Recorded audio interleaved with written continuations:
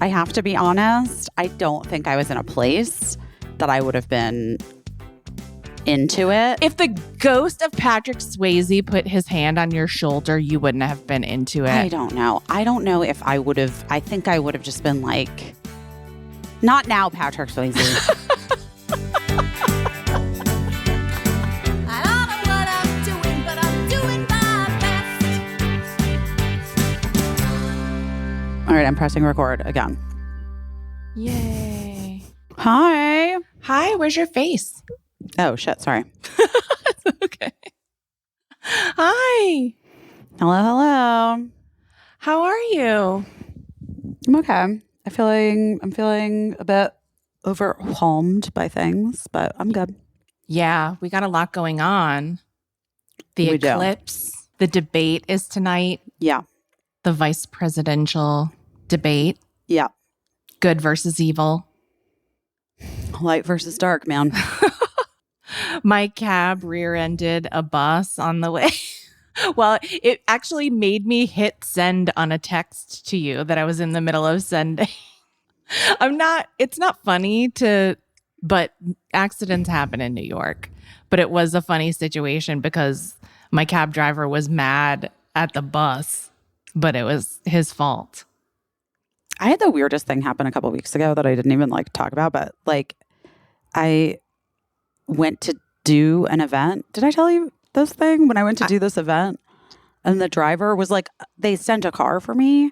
Yeah. And the driver was I could see this was not an Uber and not, sometimes they just send an Uber Black for you or whatever. It's not that interesting. It's just that I had a driver that was bizarre. Well, remember when it used to be a thing for me that I always had really bizarre, terrible drivers? You almost got kidnapped by a fake Uber driver. I Well, feel that like. was the beginning of my internet influencer status.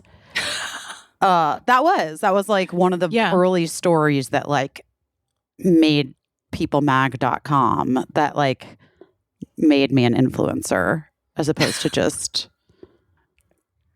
an actress from various television shows. It was fate. It was fucking scary. Even weirder, when Mark and I have talked about it more recently. That was fucking insane. Because the guy said something really weird. The guy that popped up from the back. That was the part. I mean, That's the scary part. that's the scary part, obviously. Anyone popping up. You don't want to get into a car and have someone pop up from the back seat. It was not okay. Guys, if you don't know what I'm talking about, many years ago, 2017, 2018, advent of Instagram stories. A different 2017, I guess, because space and time. Or 2016? Yeah, probably. One of my early Instagram stories that I did that got a lot of attention, and I'm sure we could Google and find news articles, was that one night Mark and I went out and we were trying to get an Uber afterwards in Los Angeles, but it was early days of Uber as well. Lyft didn't even exist. Right. And it was very confusing. And for whatever reason, and we were drunk. We'd had some margaritas. That's why you were getting an Uber. Correct. Being responsible. Yeah. But then we weirdly got into an SUV, a black SUV that we thought was our Uber. And I didn't have the door closed yet. Yeah. It was almost closed. And a guy popped up from the third row and said something something creepy, stay cool or everything's going to be fine or something like that. Oh my God. And I screamed and was just fuck no. And swung the door open. And the driver was hadn't started driving off yet, but it was imminent. But I swung the door back open and thankfully and started to get and got out. It was just it was very terrifying. And then they sped off. Weird. And then they sped off.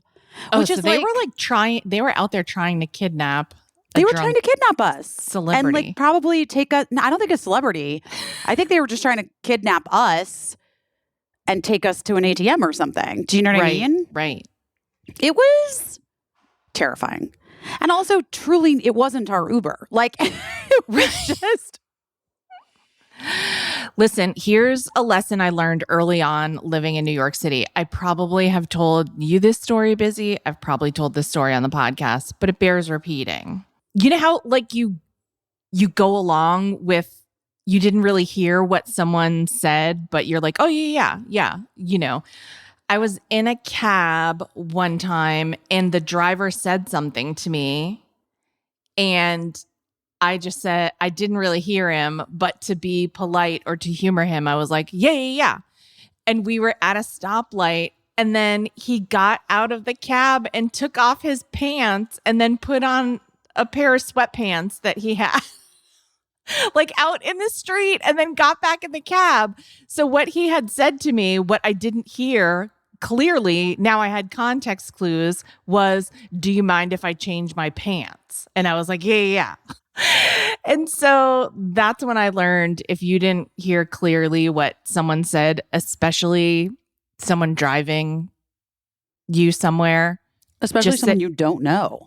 say that again. Can you say that again? Can you? I'm repeat sorry, that? what? I'm sorry, what? Sorry, I didn't get it. Sorry, what? But I Dude. probably still would have been like, go ahead. I don't know. I guess. Yeah, sure. Why not? I don't know. Are you all right? Like, did something happen? Oh my God. I know. Anyway, the eclipse is wild. Caisie's having all kinds of technical issues. She's here in New York. We're starting to do 4 more eps of Busy this week for QVC Plus. I have kind of a wild thing that's happening that I guess I can talk about now a little bit. Okay. But I don't want to talk about it too much, really. But I can talk about it a little bit. A little bit. Which is that Mark and I are no longer going to be nesting. I don't even know if people remember that we're doing this. I don't fucking know. I think people know. It's interesting. It is interesting. Well, we're not doing Yeah. it. We're no longer going to be doing it. He, right as of like right now, is moving out. Okay. Hold on. This very second. No, I just got like a thing. The Democracy Heroes team apparently sent flowers to Busy's home without a heads up, and no one's home. So they just left them on the side of her house. Well, They'll definitely be there when you get there. sure they will.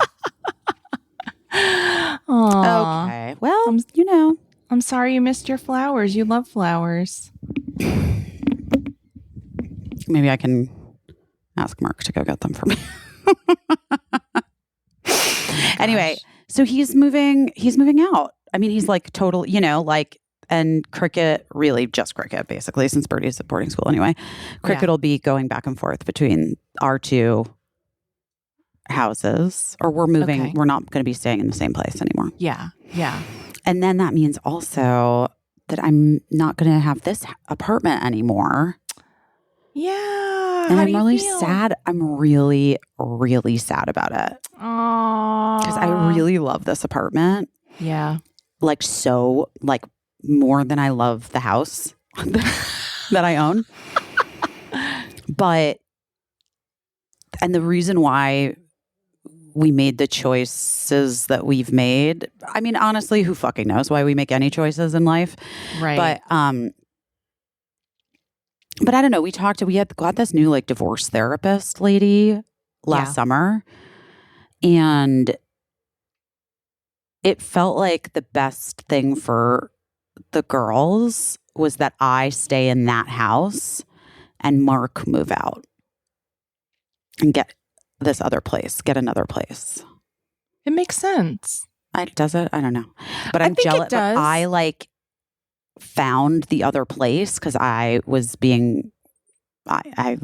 was being proactive and was fine. And we hadn't decided quite yet who was staying in the family home and who was going to move out of it. Yeah. Because also there was like a version where we were like, does it make sense? Could we do a thing where we like rent, like we both move out of the family home and like eat, like it's just the logistics of all of it has been very complicated. Sure. But ultimately financially and whatever, we were like, no, that makes no sense. And truly, it's like, if we were to move all my stuff out of the family home, it would be like an insane move. Yeah. Mark's got like 3 boxes of clothes. Like He's a couple. minimalist. He is. Yeah. He's got some like pictures. Yeah. Some dishes. Yeah. You know, whatever. It's gonna be fine. It's like fine, but it's like It's a big obviously change. it is a change. And for me, it's like, I don't know. I'm lucky. I have a great therapist, but like, it's just like a big week, you know? And Yeah. like, just because it's like, we're just finally like doing the thing. And, you know, I think I've talked to people who do like the nesting thing, and some people are like, oh, we just did it till the kids left the house, like left home, you know? Right. But it's like gotten to a point for me where it's not tenable, and I like don't feel at home either place, kind of. Right. And that has been really not good for me. That hasn't been good for my mental health and well-being. Yeah. And yeah, and I just like, I don't know, you know, but it's hard. And the logistics of all of this shit is really hard. And like moving, it's like basically like we're dealing with 3 houses of moving stuff around from. Right. So like the beds from here, from Kismet, are going to Mark's new house for the girls' rooms, but some rugs from here, but then like obviously his furniture from the family home was going there, but then we also had stuff from storage that was going there, and then stuff from here is going back to the house, and then that, I mean, it's like it's so much shit. It's like just so much shit. I feel very overwhelmed. I don't have anybody helping me right now. That feels like a mistake. I was talking to a friend of mine, and he was doing this like big clean in his home, and he was like, yeah, and I just asked like 4 of my friends to come over, and we just all did it. We just got it done. And I was like, I don't think I can ask anybody to do that. That feels like a job you have to pay people for. You know what I mean? Yeah. I mean, I guess it depends on how intense it would be, but yeah, that's a lot to ask a friend. Yeah. To do. Yeah. So it also means that like, listen, Cure Thrift is going to be getting a whole lot of more stuff coming at them. Good. I think I have a good feeling about this for you. Just because, well, like, first of all, you can't say that you guys rushed into any decisions. You took your time and saw like how you felt about everything and how you wanted to proceed. And now you're feeling differently. And I get it. It's so hard to say goodbye to that apartment because I think you love the apartment, but also like it represents certain things to you, you know, like certain places where you have been in your life. You know, it's been an important place. Totally. But yeah, I think I think it's going to be good for you. I think it's, you know, like I think it's going to be good too. You really thought it through and didn't like do anything rash. So. No, and we've been trying our hardest to make sure that whatever we're doing is like with the kids' best interests in mind. And I do think it's time for this thing for them as well. Yeah. Like, I think they need it, you know, a little bit. I know that sounds weird, but whatever. Maybe they would tell me to go fuck myself. Probably. Birdie would. But you know what? Well, all kids would tell you She's to not go on fuck this call. yourself. So she's not on this Zoom. So. But also, then, I think, listen, I just remember, like, I remember when my parents separated, I was 10.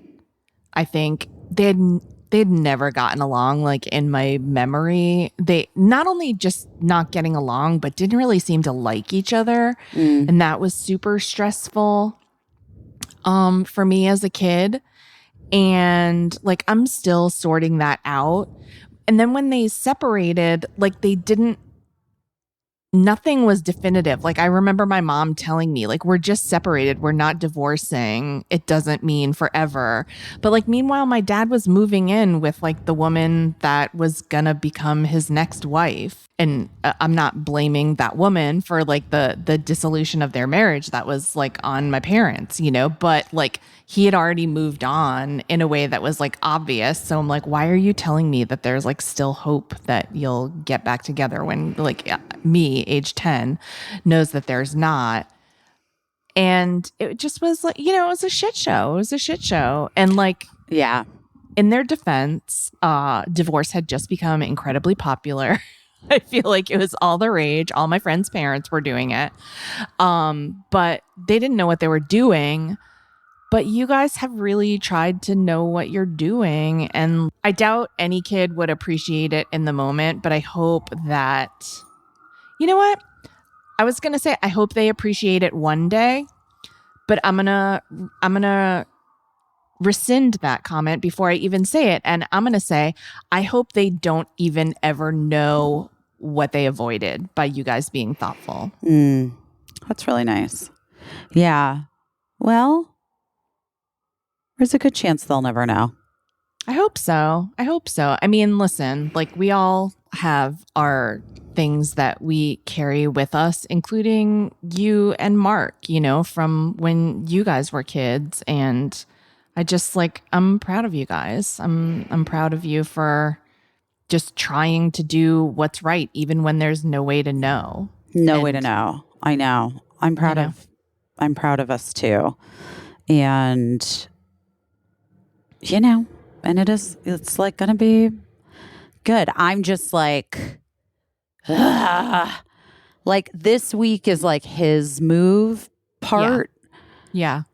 And then I don't have to be out of this place until November 1st, but like there won't be any beds in here. But like that, I'm just all that to say, like, I have to figure out what the fuck I'm doing with all this shit. I will say you couldn't have picked a more insane month to do it. No, it's so stupid. It's not even like, and by the way, like, whatever. I thought I was being like, I don't know. I don't know what I thought I was being. I don't know what I thought I was being. It's fine. I thought it was, you know what? If not now, when? I guess there's never a good time. There's never a good time to do anything. Is the point? You're right. Oh my gosh. But it is a lot. So that's what's happening here a little bit, and I'm sad about this apartment. Yeah, I love it. I'm gonna miss it.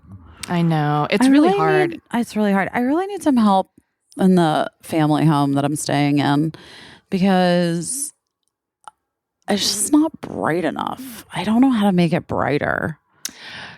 Our last apartment in Brooklyn, I loved the apartment itself. It was like a loft, like a 2-level loft, but it was very dark and it got really gets to me. Yeah. I like kind of can't deal with it and I don't know what to do. I've been trying to think about it, but it's like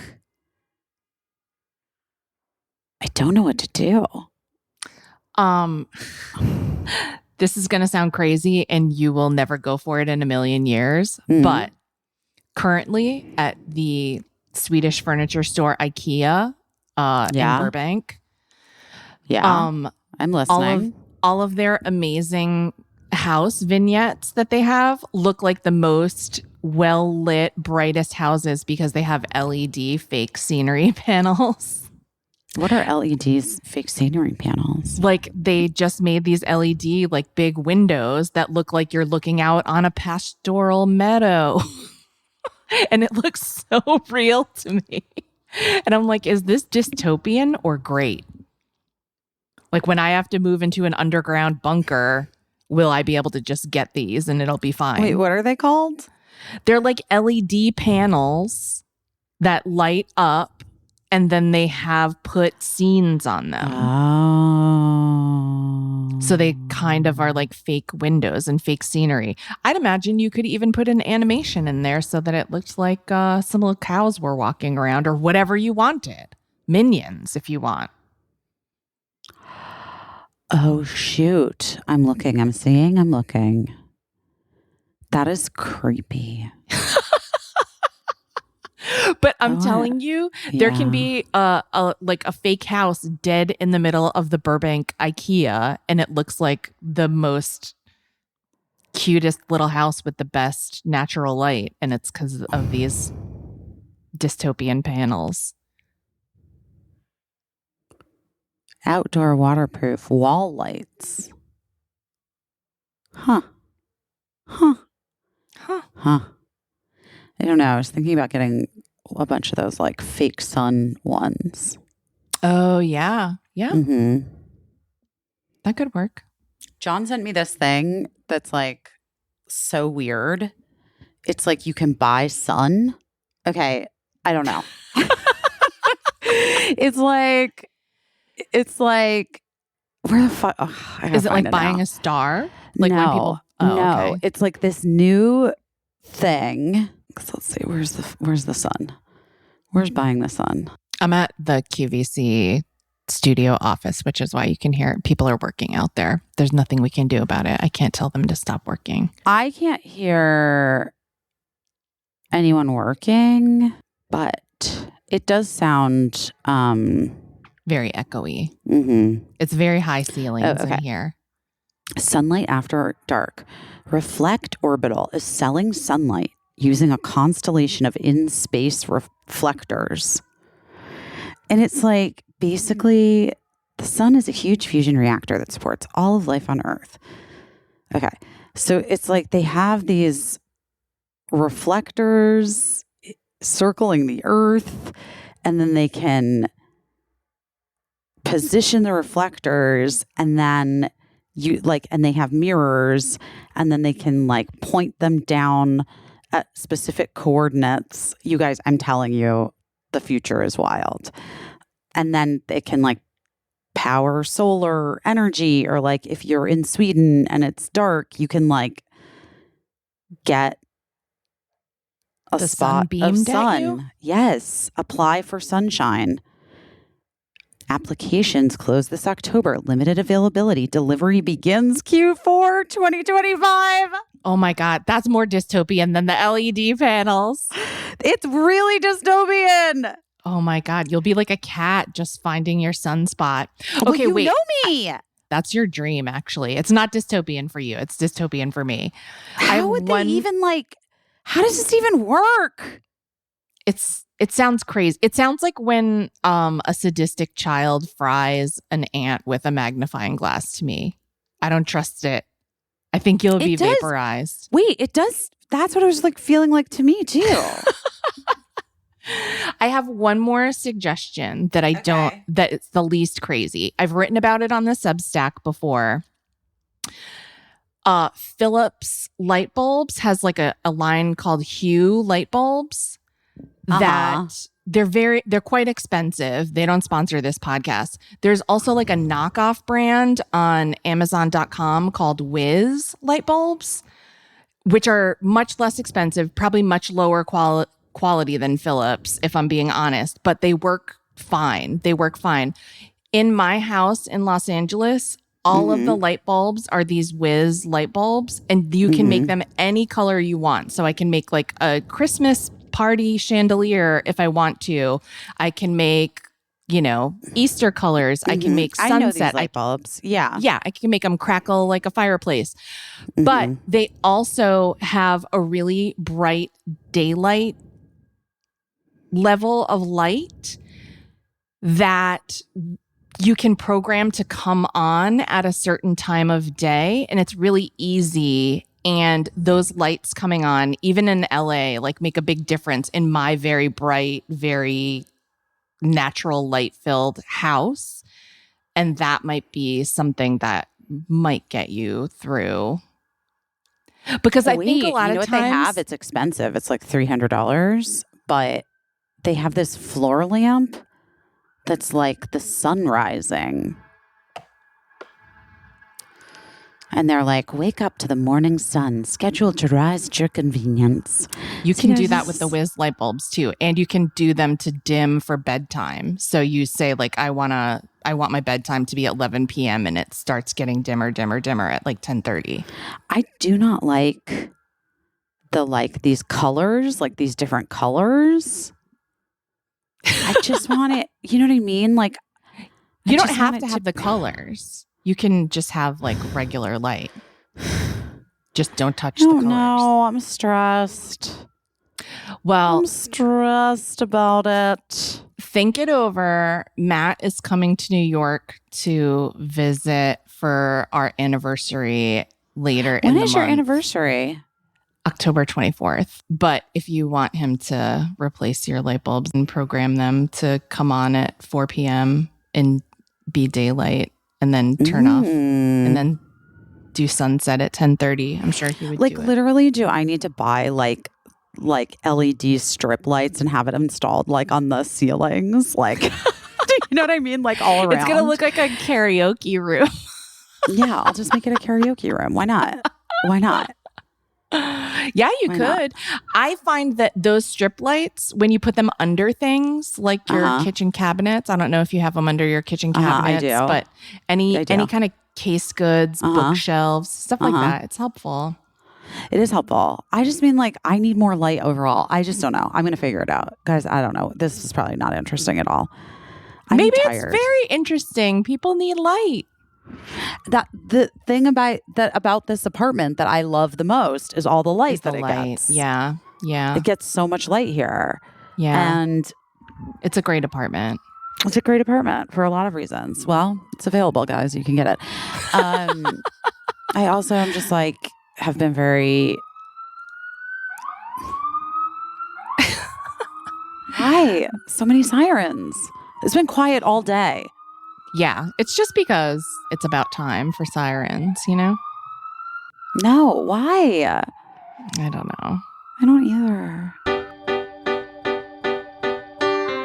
Guys, here's the deal. You know, when you are using a tampon or a pad, or if you have kids that are using them, you don't want to not know what's in it, okay? You need clean, green products. If you're menstruating or if your children are, I just am saying like, I stuck a lot of things up in my vagines for many years that had a lot of bad stuff in it. Yeah. Do you know what I mean? And Joni period is amazing. It's clean, sustainable period care.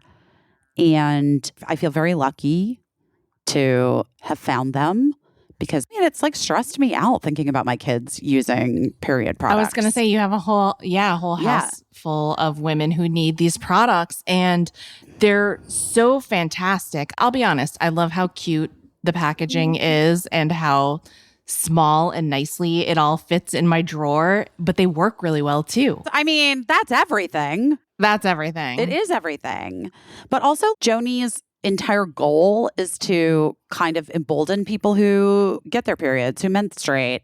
And so much so they're coming out with a book about period stories, which is important. I really impressed upon my children. Let's talk about our periods. Let's talk about what does it feel like? Because you have to have body awareness. And it's like a beautifully design forward book about real life stories and experiences, and there's going to be great images and stories from artists we know and love, and they want to showcase as many stories as possible in their book on periods, and that means yours possibly or mine. So head on over to joniperiodbook.com and submit your period story. In addition to helping create the first ever anthology of real and diverse period stories, everyone who submits a story will be entered to win a year's supply of Joni period care products valued at $300. We know it's not cheap. Whether it's a sweet story about a dad or a brother supporting his daughter or sister while she navigates her first time in the period aisle, or a cringe-inducing first period story, or a time you felt anxiety or shame because of your period, Joni wants to hear from you. Submissions are open now through October 15th, so make sure to add your voice to Joni's book on periods at joniperiodbook.com. And this isn't part of the ad, but it's the theme of the day. I also want to shout out Joni has done great philanthropic things. They've been incredibly generous. So we're so proud to be talking to you about Joni period products here on the podcast. Yes, thank you, Joni. We love you. Listen, guys, we know how important it is to replenish electrolytes, especially when you have your period, by the way, FYI. Gotta get those electrolytes. But if you work out like I do, if you have a few glasses of wine like I do, if you have an active lifestyle like I do, listen, you're going to have to replenish those electrolytes, y'all. And Element has been a supporter of our show since the beginning, but really a supporter of our bodies since the beginning. And we love them. Element is a tasty electrolyte drink mix. It's got everything you need, nothing you don't. It's a science-backed electrolyte ratio, 1,000 milligrams of sodium, 200 milligrams potassium, 60 milligrams magnesium, no junk, no sugar, no coloring, no artificial ingredients, no gluten, no fillers, no BS. Element is formulated to help anyone with their electrolyte needs. It's perfectly suited to folks following keto, low carb, paleo, whatever. You're like, I'm a pescatarian. Fine. It doesn't matter. You can have Element. But electrolytes are super important. They facilitate hundreds of functions in your body. If you're feeling weird, you're feeling like kind of like spacey, try having a packet of Element in your water. See how you feel after. It could be that you need electrolytes. I'm not kidding. It's happened to me before where I'm like, I don't know what's wrong with me. I just feel exhausted. Have a little Element. Turns out I'm fine. Anyway, there's also other common symptoms of electrolyte deficiency, muscle cramps. I've also had that. Headaches, sleeplessness. What? Hormonal regulation. Guys, come on. Element is used by everyone from NBA and NFL and NHL players, Olympic athletes, Navy SEALs, to just, us, moms and dads and people who like to exercise and just people who get it. I packed my suitcase full of it. Well, thank God for that. We love it. Right now, Element is offering our listeners a free sample pack with any drink mix purchase. That's 8 single serving packets free with any Element drink mix purchase. It's a great way to try all 8 flavors or share Element with a salty friend. Get yours at drinklmnt.com/best. This deal is only available through my link. You must go to drinklmnt.com/best. That's drinkelement.com/best. Also, try it totally risk-free. If you don't like it, share it with a friend, and they'll give you your money back, no questions asked. You've got nothing to lose. Anyway, I've been very concerned and upset about everything happening after the hurricane. Yes. And I've been thinking about my friends in North Carolina, and I have a lot of friends in Asheville, actually. And I have good friends that actually were just had been planning to go back to LA to visit family and work. Yeah. They were back. They were visiting family. Yeah. But I don't think they have word on their home, and I don't think it's good because of the area they were in. They kind of know. But they're thankful because, could have been so much worse. And it's all insane. It's all crazy. And I don't know, it's very upsetting. And it's really upsetting because it was kind of unpredictable where this storm made landfall. Like it was 6 hours inland, I think, which is wild to imagine that they just didn't think that they would be hit as hard. And then when you watch the video, my friend has been updating me on her mom and her brother. They're they kind of live on a mountain in a mountain area. And so they're okay because of the elevation, but everything's washed out below. So they can't get to food. They don't have electricity. They don't have cell service or anything. But that's the thing. It's the whole place was in the mountains. It's Asheville. Yeah. I mean, in Western North Carolina and Tennessee. I Yeah. mean, it's just fucking insane. And yeah. And then my friend, Sarah Bareilles' best friend, Gavin Creel, died yesterday from cancer. And yeah, Broadway's had a really hard week. like a lot of people didn't even know he was sick because it happened So fast. in July. Yeah.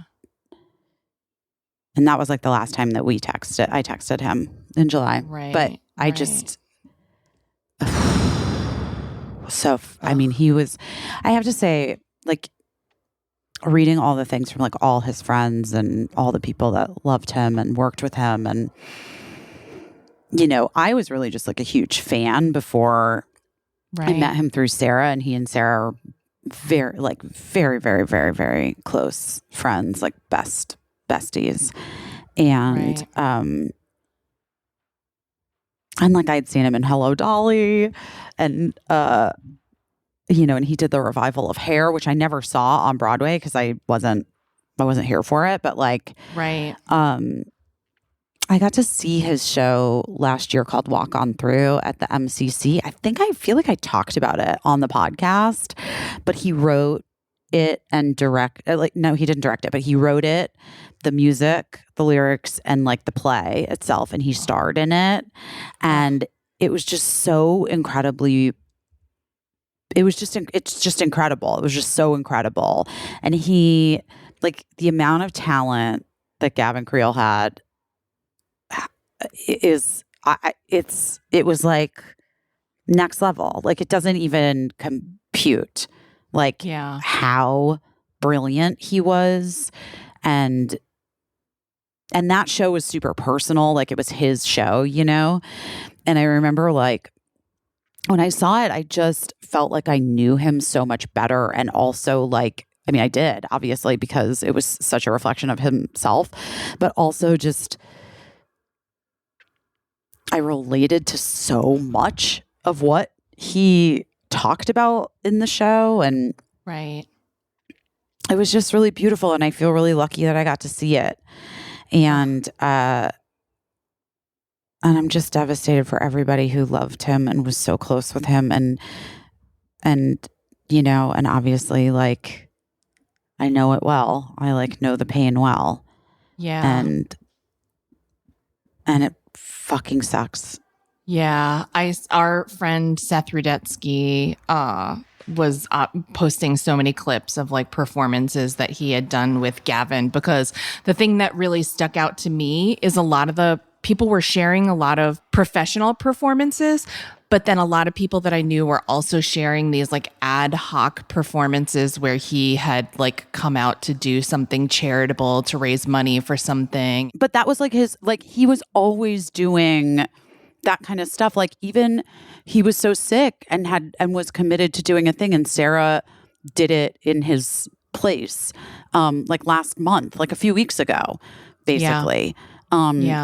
Because he was just like that. Like, he is just an incredible force, like a magical unicorn of a human, and so beautiful. Like, everybody who, when you would, like, I don't know, when I met him, I had been a huge fan. Obviously, I'd heard Sarah talking about him so much when we started doing the show together. And then when I met him, I was just like, he was like a person that you instantly fall in love with. Like, everybody who would meet him was like instantly in love with him, because he was just like I was like, are you sure you're gay? Like, I'm in love with this person. Do you know what I mean? Like, he's like, he was just so magnetic and beautiful, just like his soul, like shining, you know? Yeah. It's a really, and my heart breaks for SB, for Sarah, and just for everybody, and his partner, and everybody that worked with him, and everybody that loves him, and the loss, and everybody for Broadway. On Broadway is also mourning Ken Page, who was in the original Broadway production of Ain't Misbehavin', and he played Old Deuteronomy in the original Broadway and filmed stage adaptation of Cats. But everybody's kids know him because he was Oogie Boogie in The Nightmare Before Christmas. He is the voice of Oogie Boogie. So that's all my Broadway friends are just, it's all clips of Gavin and Ken Page, who I didn't know either of them, but obviously admired both of them. It's too much. It's a lot of grief. Feels heavy. Yeah. Yeah. The world, I mean. And there's like war. Still so much war happening. More war every more war day. Minutes. Oh. It's deeply tough, guys. We got to find moments of joy. For real. Well, I can talk about, and I have talked about, but yet I'm not tired of talking about my biggest joyful moment, which I can now talk about. The Purple Rain house was oh my God, fucking great. Let's hear about it. It was great. The video, like the collection of pictures was incredible. Aw, thank you. Wait, so they had like costumes there that you can try on? Yes. It was amazing. We went and somebody from Airbnb, Jeff from Airbnb, who I think had a hand in designing the place, greeted us there. We checked in at 7 and the sky was turning purple, which I was like, that's a bit much. I don't think they intentionally did that, but it's true. And so we were so excited and we went inside in this little vestibule and they were playing like an unheard instrumental track. Was automatically on the sound system. And then Jeff was like, okay, I want you to let yourself in and I want to get out of your way because I just want you to experience everything. They gave us beautiful purple velvet slippers to put on so we wouldn't mess up their new rugs. And then when you open the front door, it was this very familiar pattern from the Purple Rain album was the wallpaper all over the walls, this floral pattern. You'll recognize it. If you see it, and Let's Go Crazy just automatically like started playing throughout the house. And the idea was that it's, you've still never seen Purple Rain. So I'll explain to you. It's like Prince is a character called the Kid who's trying to like make it in the music scene in Minneapolis. And he's like the underdog and he has enemies and he's like lives in an abusive home with his parents. And this is their family home. And so this is legitimately the house from the movie. And Prince had bought it in later years. Actually, I think it was my friend Anil Dash pointed out to Prince that the Purple Rain house was on the market and Prince like snapped it up. And so the estate had owned it, and Airbnb, the idea was this is what the house would look like after the kid achieved musical success at the end of the movie Purple Rain. So it was like tricked they got the happy ending. Yes, it was tricked out with like a sunken screening room pit and like all this. The furniture was so spot on to Prince's taste, I think, and to his time. All his favorite snacks in the kitchen. Airbnb provided a dinner that was catered by one of Prince's favorite chefs. Was he vegan? Macrobiotic? I think he was different things at different times, like many of us. He was mostly known for being vegan, but I think we were served fish, and I think he did. I literally think I was like the first time I heard about veganism was vis-a-vis something about Prince. Do you know what I mean? Yeah. But I think he did like cheese. I think he did like eat a lot of chocolate and baked goods that couldn't nearly have been vegan at all times. I think he ate fish once in a while. And I did hear that he ate chicken once in a while. I don't know if that's true. But I mean, like, I think that's everyone who's ever been vegan has like gone through, maybe not, but Well, even Emily ate that steak one time. I know. And she said the Twice. funniest thing that anyone's ever said, which was, I knew it was too good. No, but did you ever know about the time where she willingly ate steak? Oh, I didn't know about that. Yeah. Oh my It was God. after my baby shower with Birdie. So that was like almost 17 years ago, I guess. Yeah, But her like, last. that was the last time she willingly ate steak. Oh my Although, God. we do have the arguments out on whether or not she knew that burrito in Mexico had steak in it, because she did say, "This is so good." I knew it was too Why do good. these mushrooms taste like steak? It wasn't, guys. It wasn't. They weren't Emily. mushrooms. Well, Okay, we so were anyway, served fish in Prince's house. It was a beautiful. It had squash soup. If you know me, you know I love squash soup. There was a When Doves Cry bathroom with the bathtub and like a stained glass window. That was like the Prince symbol. It was so, and every room had like soundscapes in it that like you could play different like moods and different music and different lighting cues and everything. Downstairs was a replica of the kids' bedroom from the movie Purple Rain. So you'll recognize it. The t-shirt that you have the face, that's on the wall. yeah, I saw that. And then there was a secret room, which I can't tell you where that was, but it was basically like an escape room kind of. And you had to solve all these puzzles, which me and my friend Val did no problem. And we won the prize. Like I'm sure instantaneously. No problem. Yeah. And then upstairs was another bathroom that was incredible. It had like a purple metallic toilet, mirror tile ceilings. I know it sounds tacky, but it was not tacky. It was gorgeous, actually. And also, not tacky, my new dream unlocked. It had a wine fridge that was stocked with rosé in like under the vanity and like glasses and a bar, so you could just like be sitting on the can, serve yourself some rosé. It was non-alcoholic rosé, FYI, because Prince didn't drink. And then there was the Darling Nikki bedroom suite, which had a round bed, which Prince was a round bed user in real life. I have that on good authority from someone who would know. And it had, I don't want to get like too filthy, but if you know the song Darling Nikki, you know the lyrics. The room tells the story of Darling Nikki. But one thing that was fun that you would have loved, Busy, is that they had a microphone hanging down over the bed. So you could like stand on the bed and sing into like a real live microphone, which I did. Oh my God. Oh, also down in the basement, I didn't say that they had like a full band set up. Like you could play the drums, play the electric guitar, sing, record yourself, whatever you wanted to do karaoke.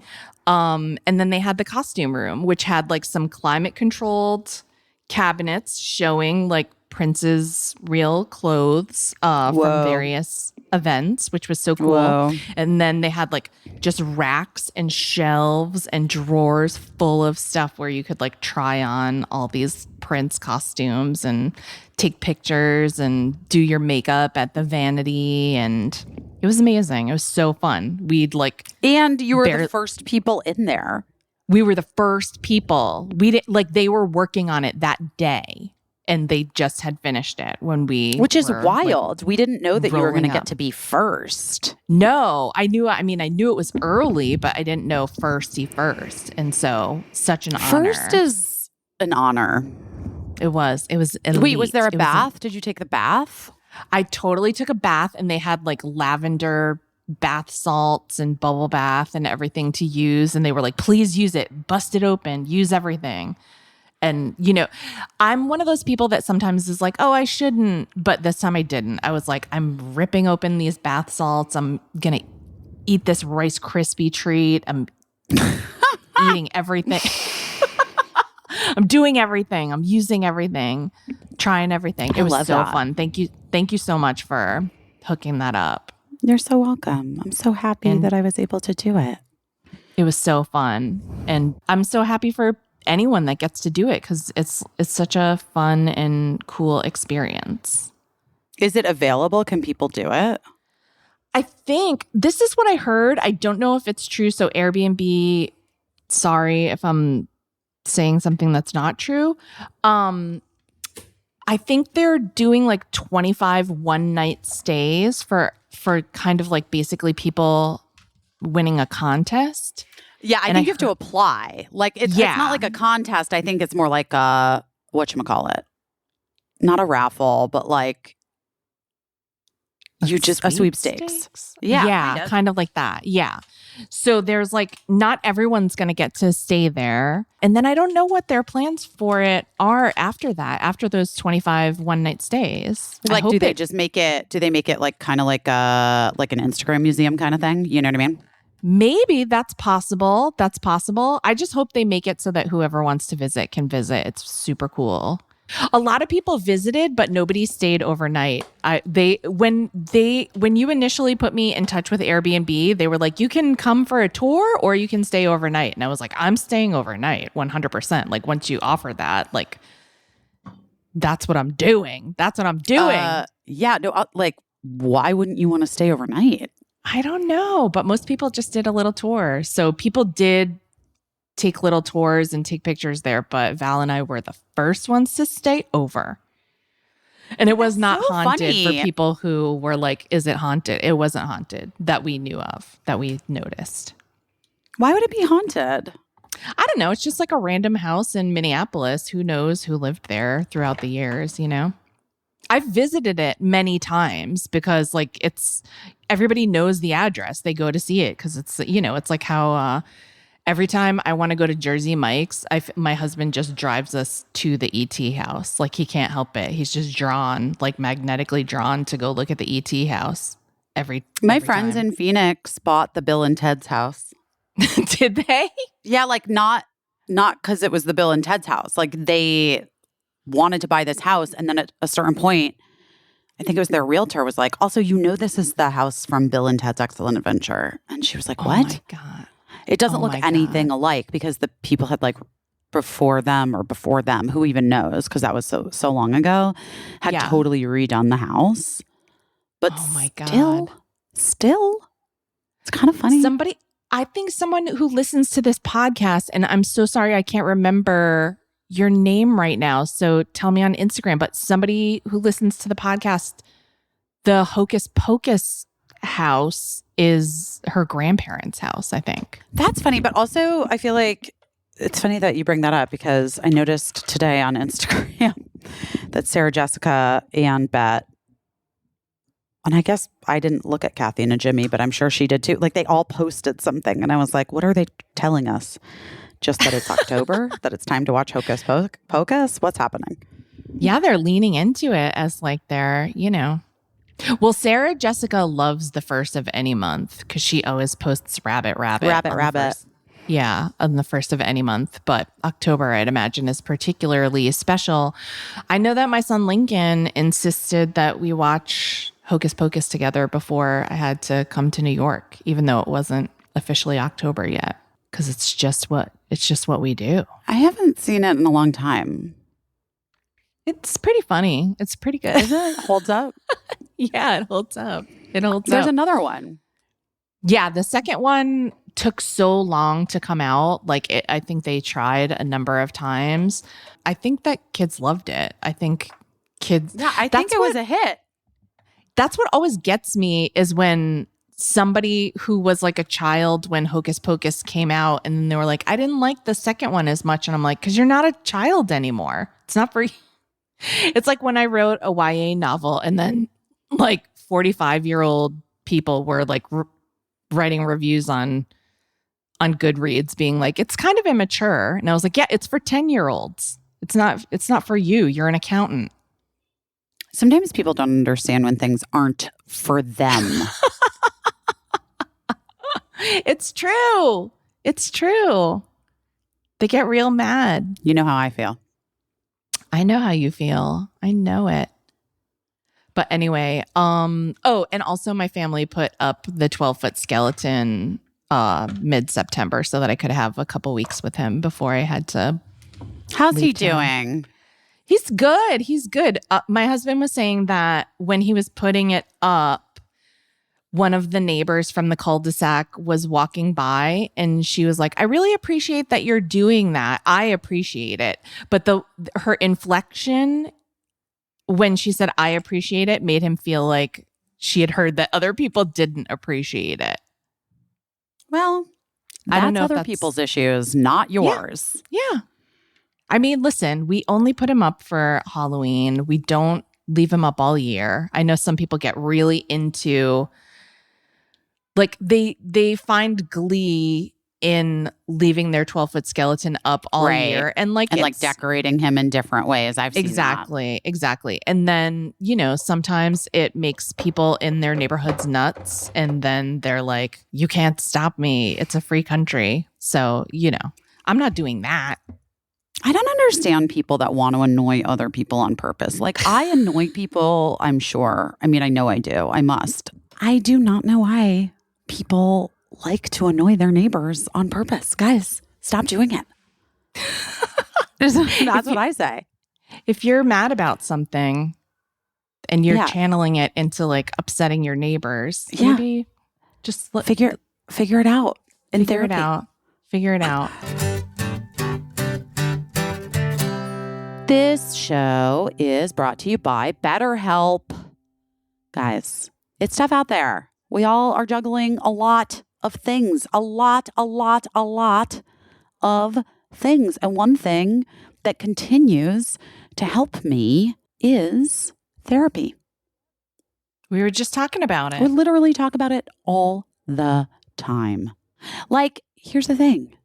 It's just a way to help you center yourself, a way for you to get some skills, maybe some new skills that you didn't have before, a different way of looking at some things you're going through, a different way to handle things.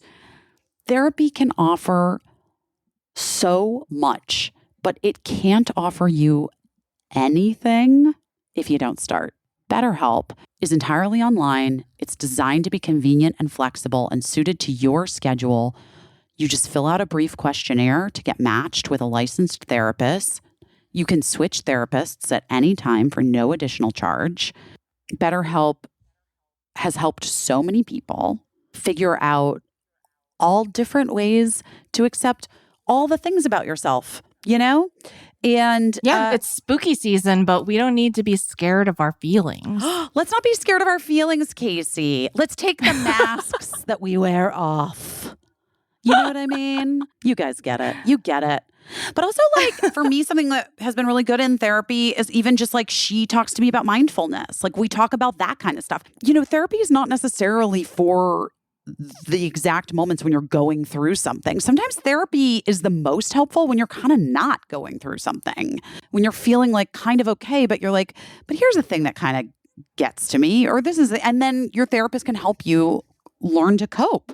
We love BetterHelp, especially for people who are trying to get back into therapy. Maybe you've taken a break for a while. Maybe you don't know where to start, or maybe you've never done therapy. Now's the time, babes. No time like the present. Take off that mask with BetterHelp. Visit BetterHelp.com/busy today to get 10% off your first month. That's BetterHelp, HELP.com/busy.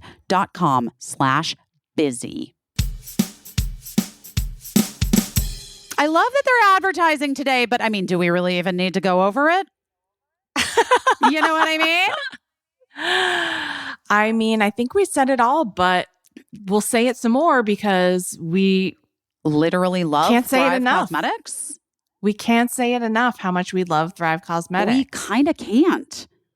Thrive, Deep into the fall makeup routine right now. I'm like trying to like work it all out. I am doing new things. I just want you to know how much I love Thrive Cosmetics. I don't even have the copy up in front of me. I'm going to open it. But like literally, I love Thrive Cosmetics that I could just extemporaneously speak about the products that I use. Which, well, when John surprised me, I was wearing not the Sheer Strength Hydrating Lip Tint. The Empower Matte lip crayon. Which like doesn't move. So let me just tell you, you can like maybe kiss someone and it doesn't go anywhere. Anyway, but I mean, if that isn't like selling that product, I don't know what would. Obviously, you're getting my favorite mascara of all time. Putting in your cart immediately, Liquid Lash Extensions mascara. We got it. You're done. Viral tubing mascara. It's in the turquoise tube. You've heard me talk about it. It's the only thing I use. You just heard us talk to the CEO and founder of Thrive Causemetics, about how it's clean, it's vegan, it's cruelty-free, zero parabens, sulfates, or phthalates, how important that is to her. And you also know that Thrive Causemetics donates to such incredible causes. And that is, what did I say? It's tantamount to her mission. That's what I said. The Brilliant Eye Brightener, I'm obsessed. It's like a highlighter eyeshadow combo, but now there's like all these different shades. There's 17 different buildable shades. I use like the metallic-y one in my crease. I have a little darker one. And when I tell you, this has made doing makeup for me 5 minutes and done. Yes. And I cannot even explain to you how good it looks. It looks great. It looks great. And it brings out the blue in my eyes. Anyway, guys, I need you to go right now to thrivecausemetics.com/best. Okay? thrivecausemetics.com/best, because you can get an exclusive 20% off your first order at thrivecausemetics.com/best. That's Thrive Causemetics. Remember, Cause, Cause, Medics, METICS.com/best. And you're going to get 20% off your first order. Let's do it. We have our guest today. Should we bring her in? Yeah, let's do it. Okay. We're so excited, you guys. You know, if you listen to our podcast, I hope you listen to our ads. But even if you don't, if you follow me on Instagram, you probably know that my favorite mascara of all time is Thrive Causemetics Liquid Lash Extensions Mascara. I can say it without even looking at it because I am so obsessed with it.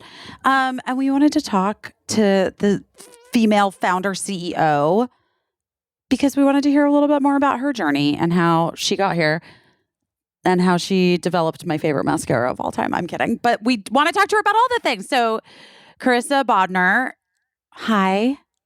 Welcome. Hi, Busy. Hi. It's so nice to be with you. So nice to meet you. How are you?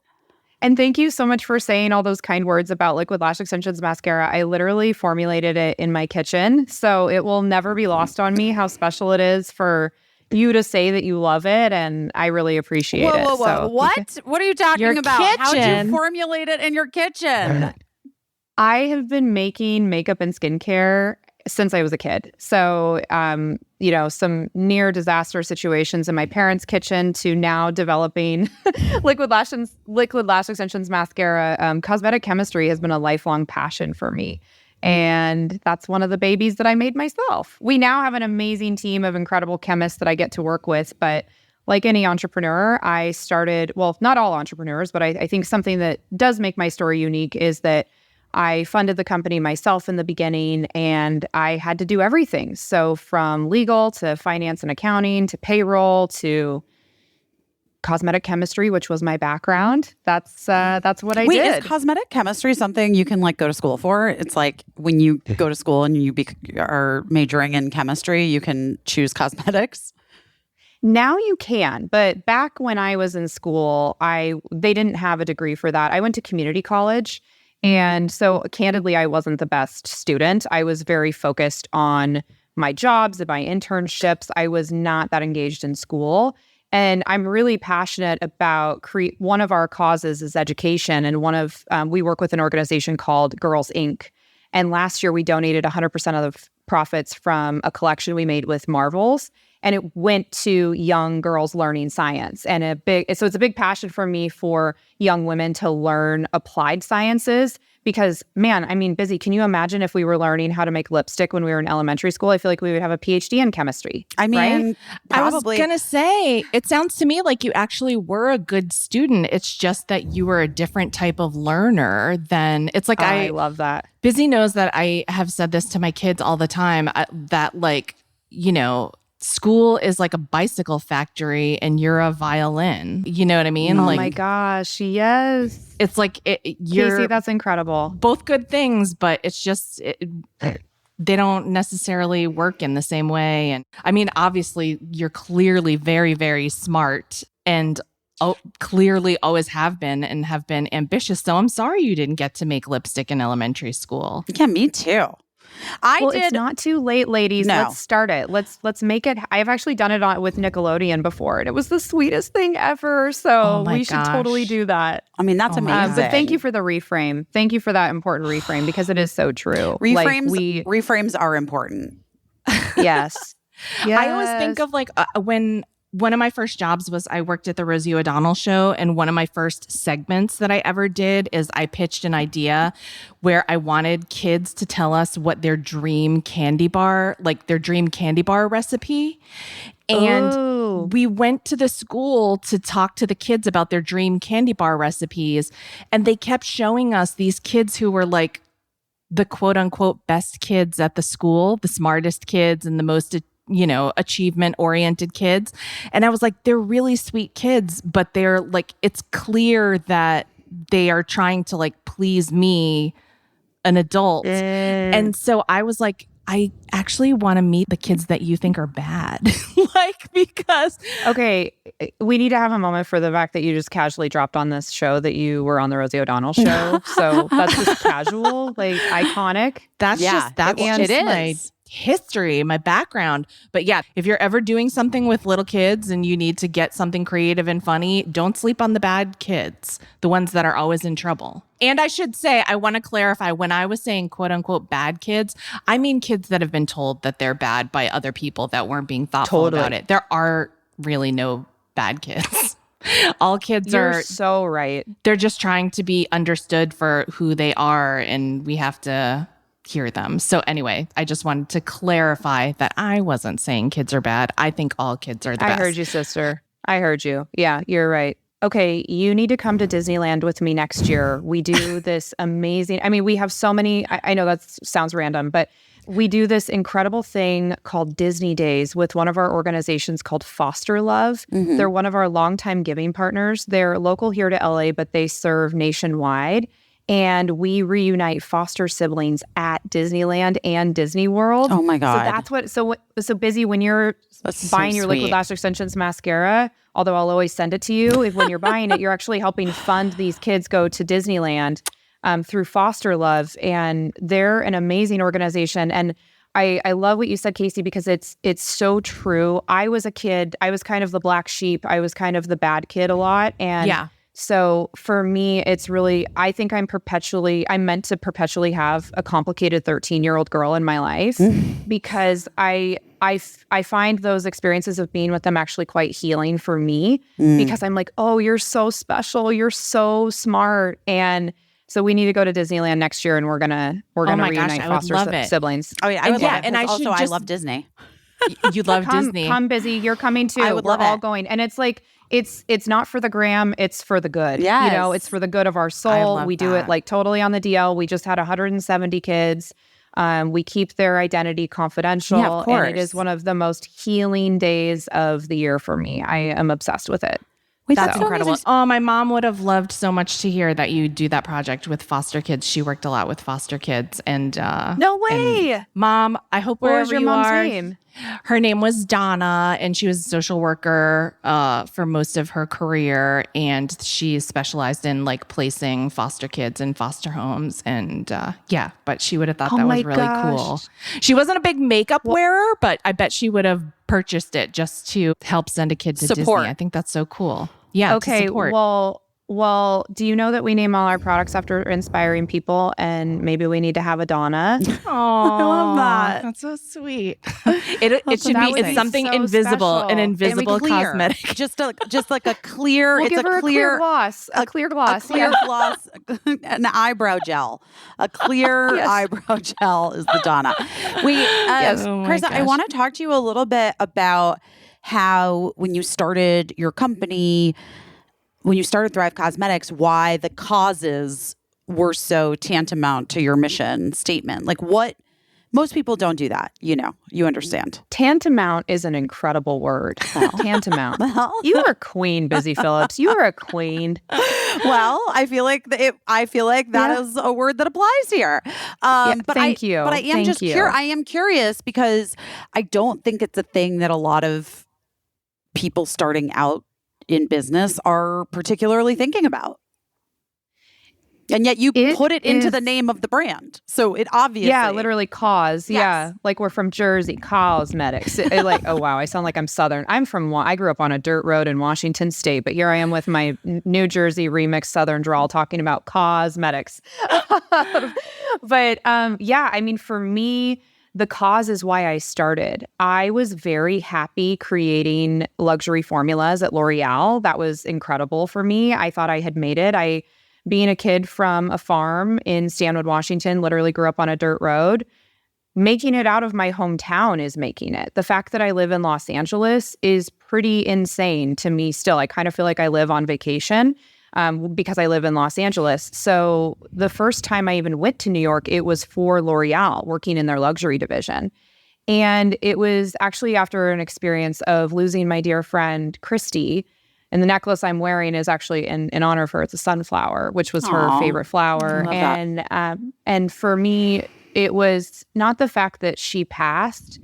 It was actually the 24 years of thriving that she packed into those 24 years. She was teaching English over in Tanzania and also Chile, and really dedicated her life to empowering young children through education. So every time we launch a new scholarship or that STEM program I was talking about with Girls Inc., I just feel Christy all around me and how proud she is. I get emotional still talking about it because when she passed, she was very sad, of course.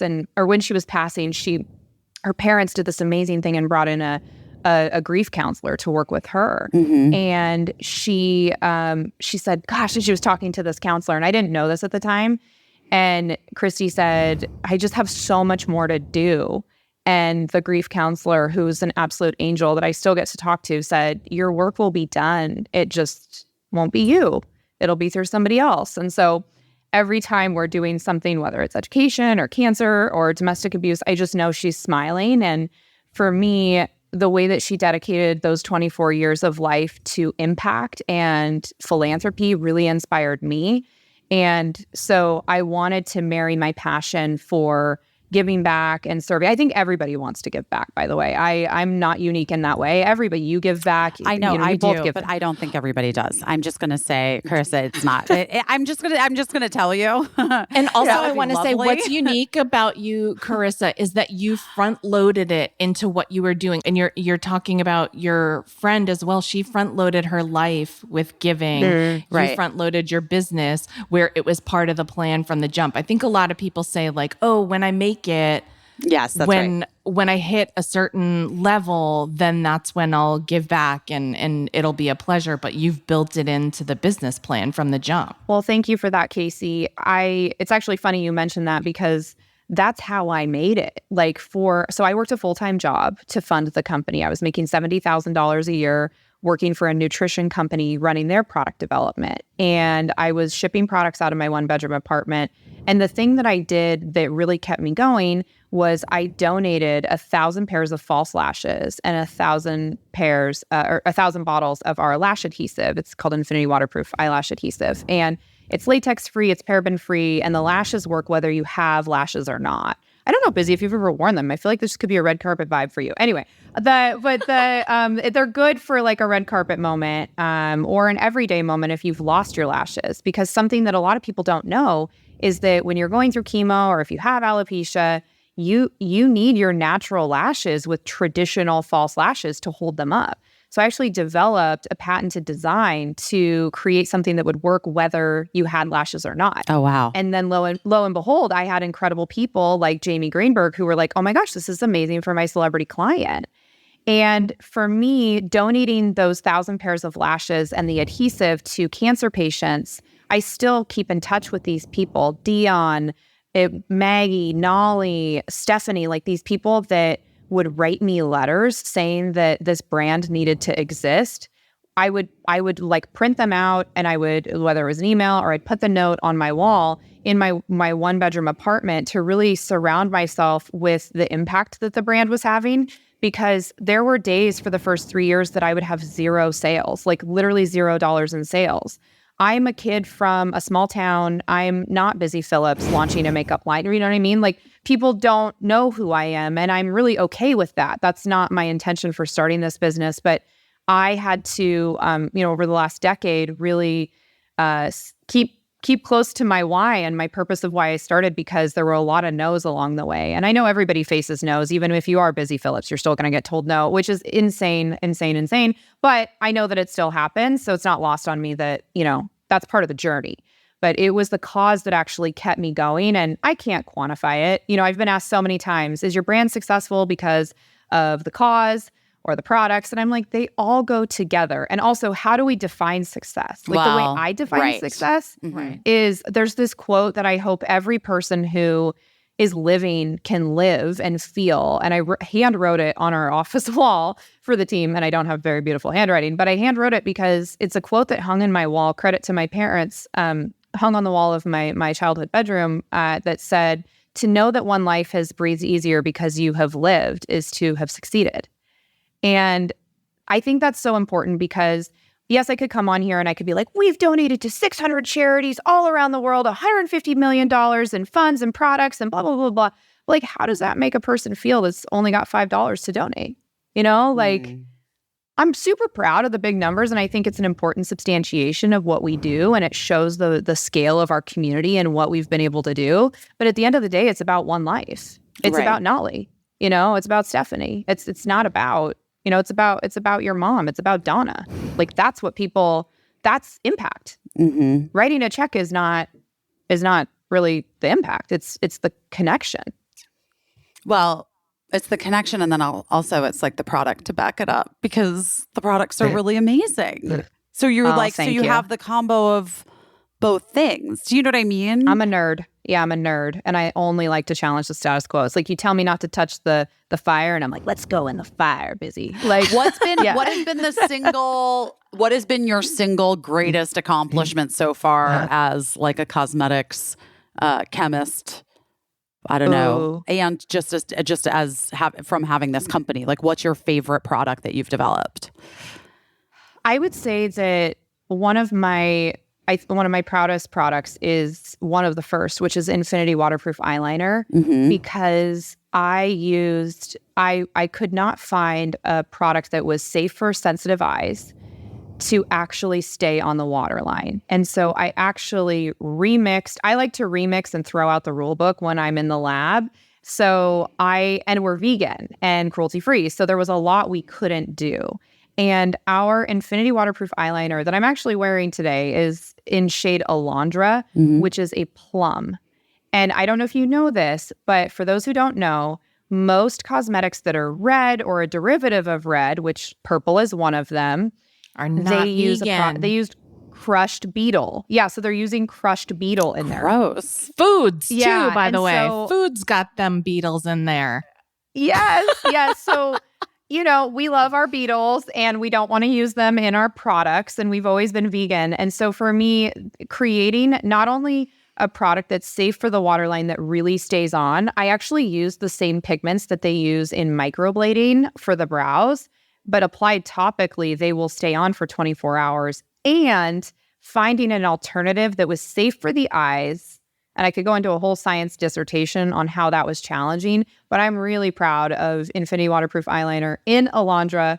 I'm wearing it today actually because October is Domestic Violence Awareness Month, and a lot of people know that it's Breast Cancer Awareness Month, and I'm really committed, and our team is really committed to driving awareness for that. So on October 17th, it's actually Purple Thursday, and we're going to be wearing eye looks that are all purple in celebration of that. And so I invite everybody to join, because we're going to be donating money for every post and it doesn't have to be Thrive Causemetics. Like, we believe there's room for all of us to thrive in this nearly $1 trillion industry that we sit in. Yeah. So just wearing purple that day. Amazing. Anyway, so I'm very proud of that. Is there like a hashtag that then people can post, and then they get you guys will donate the donation? Yeah. Yeah, so if you hashtag Thrive Causemetics, we do have another hashtag that we're going to be adding in, but it's going to be, if you do hashtag Thrive Causemetics, I promise you we will donate. So it just has to be a public account so that we can see it. But we're actually really, what I'm wearing on my cheeks is a blush and highlighter duo. We have two. So one is a breast cancer palette, and the other is a domestic violence palette. And we just launched them on October 1st.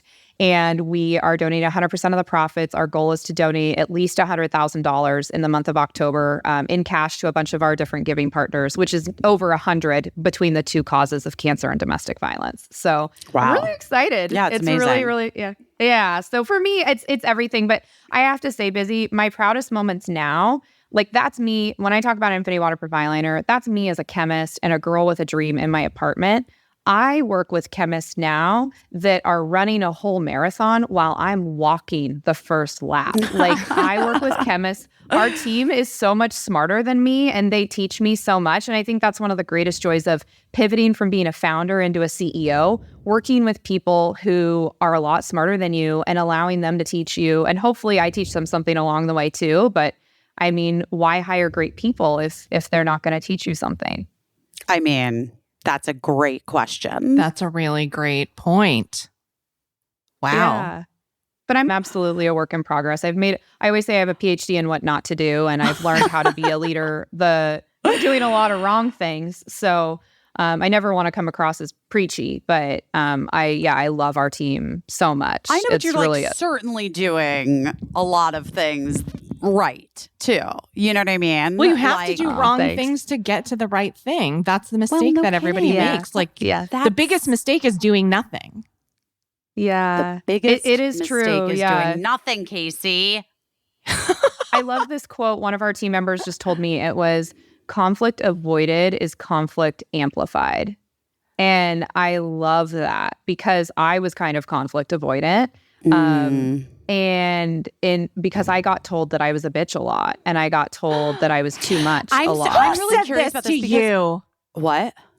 Who What, said Caissie? this to her? I'm I know. I'm furious. Whoever I've had said employees say that to me. I mean, Yeah. they're no longer with the company. I didn't terminate them. They left or whatever. I mean, if the thing is you don't have to like me. Like I hope you like me, but I spend a lot of time trying to make people like me.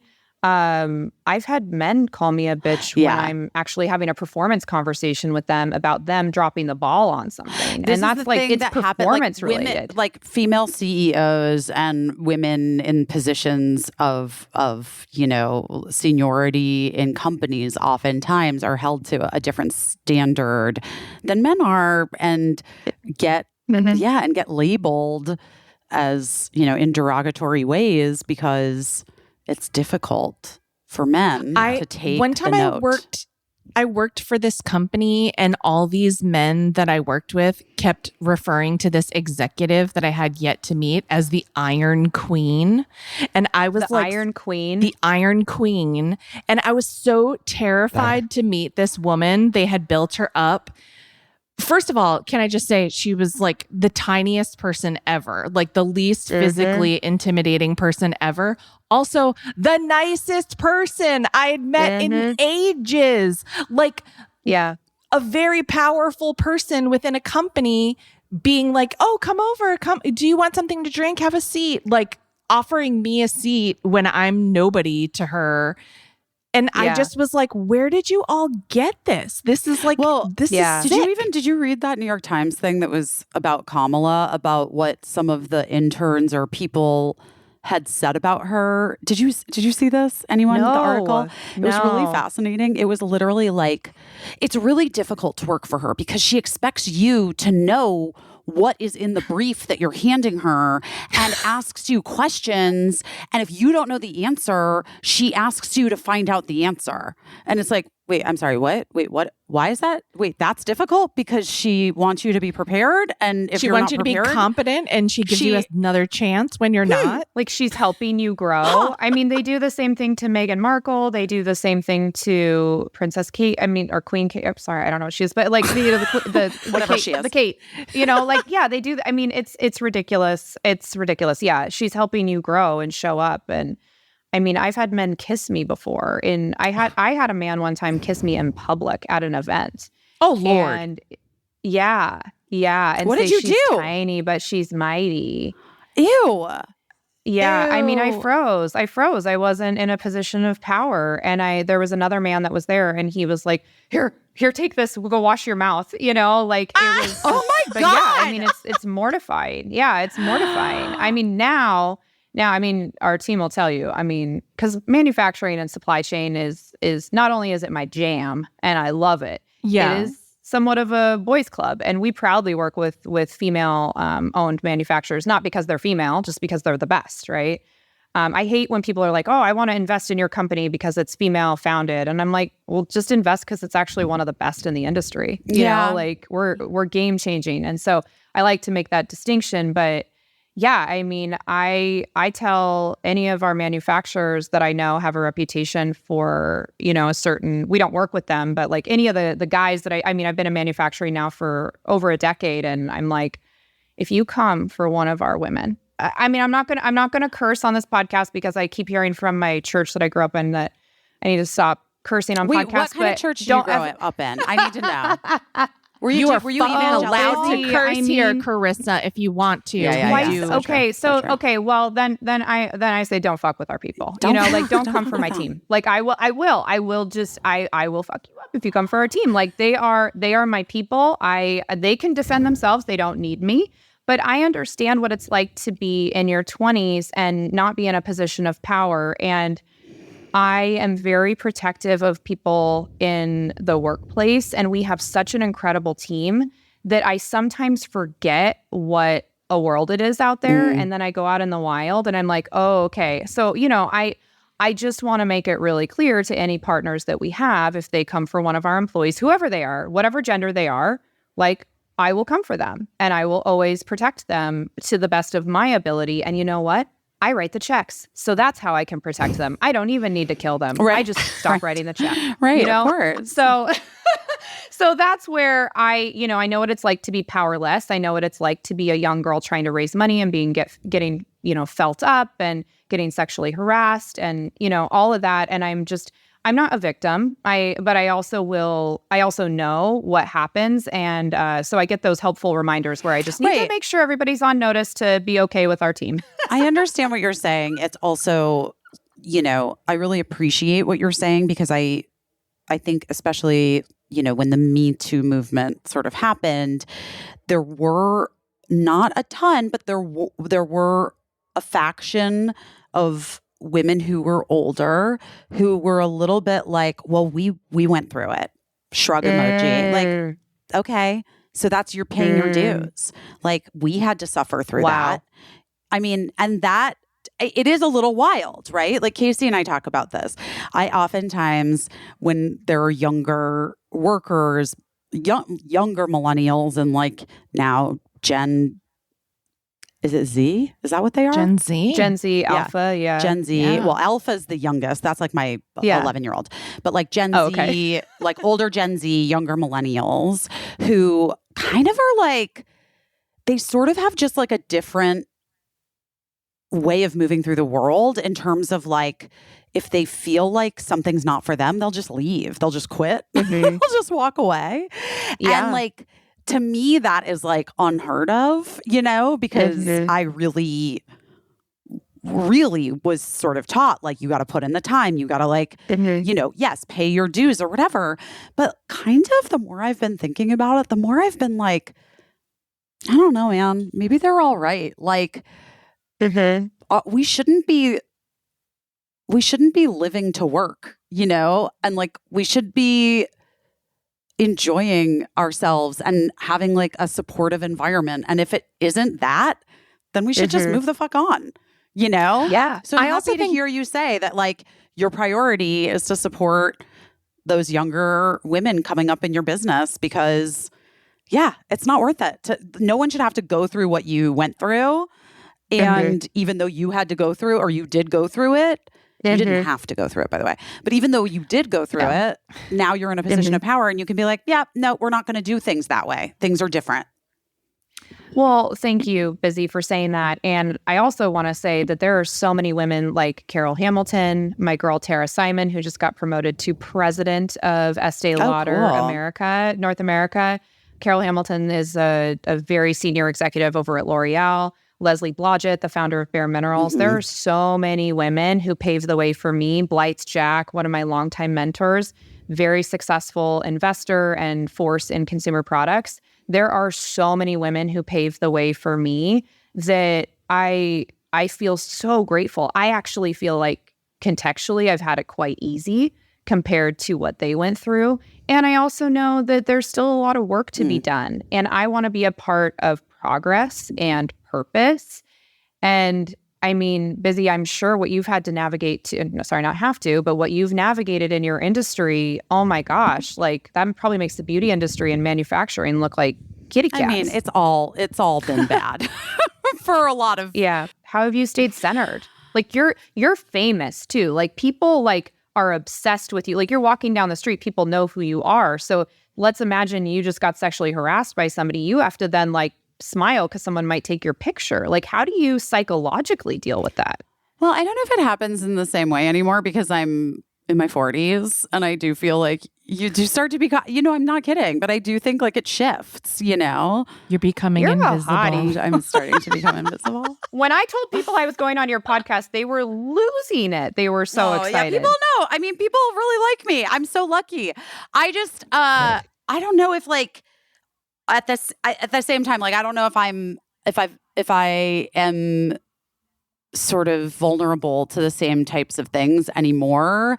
And I do feel like because I am so visible that most people wouldn't try that at this point. Do you know what I mean? I just think because you'll F them up. I'm not going to curse again. But I mean, maybe. I don't know. Committed. Caissie, the sirens have come for us. More sirens. Yeah. I know. It's like, and plus, are you in New York? Yeah, Karissa, yeah. it's like, plus, I think the sirens have been the whole time. Like it was silent all day, and then the second we hit record, it's just sirens-a-palooza. Which I hope, knock on wood, everyone's okay, and they're just like making a grocery run, on my street. Yeah, always on my street. I mean, whatever. No, I get it.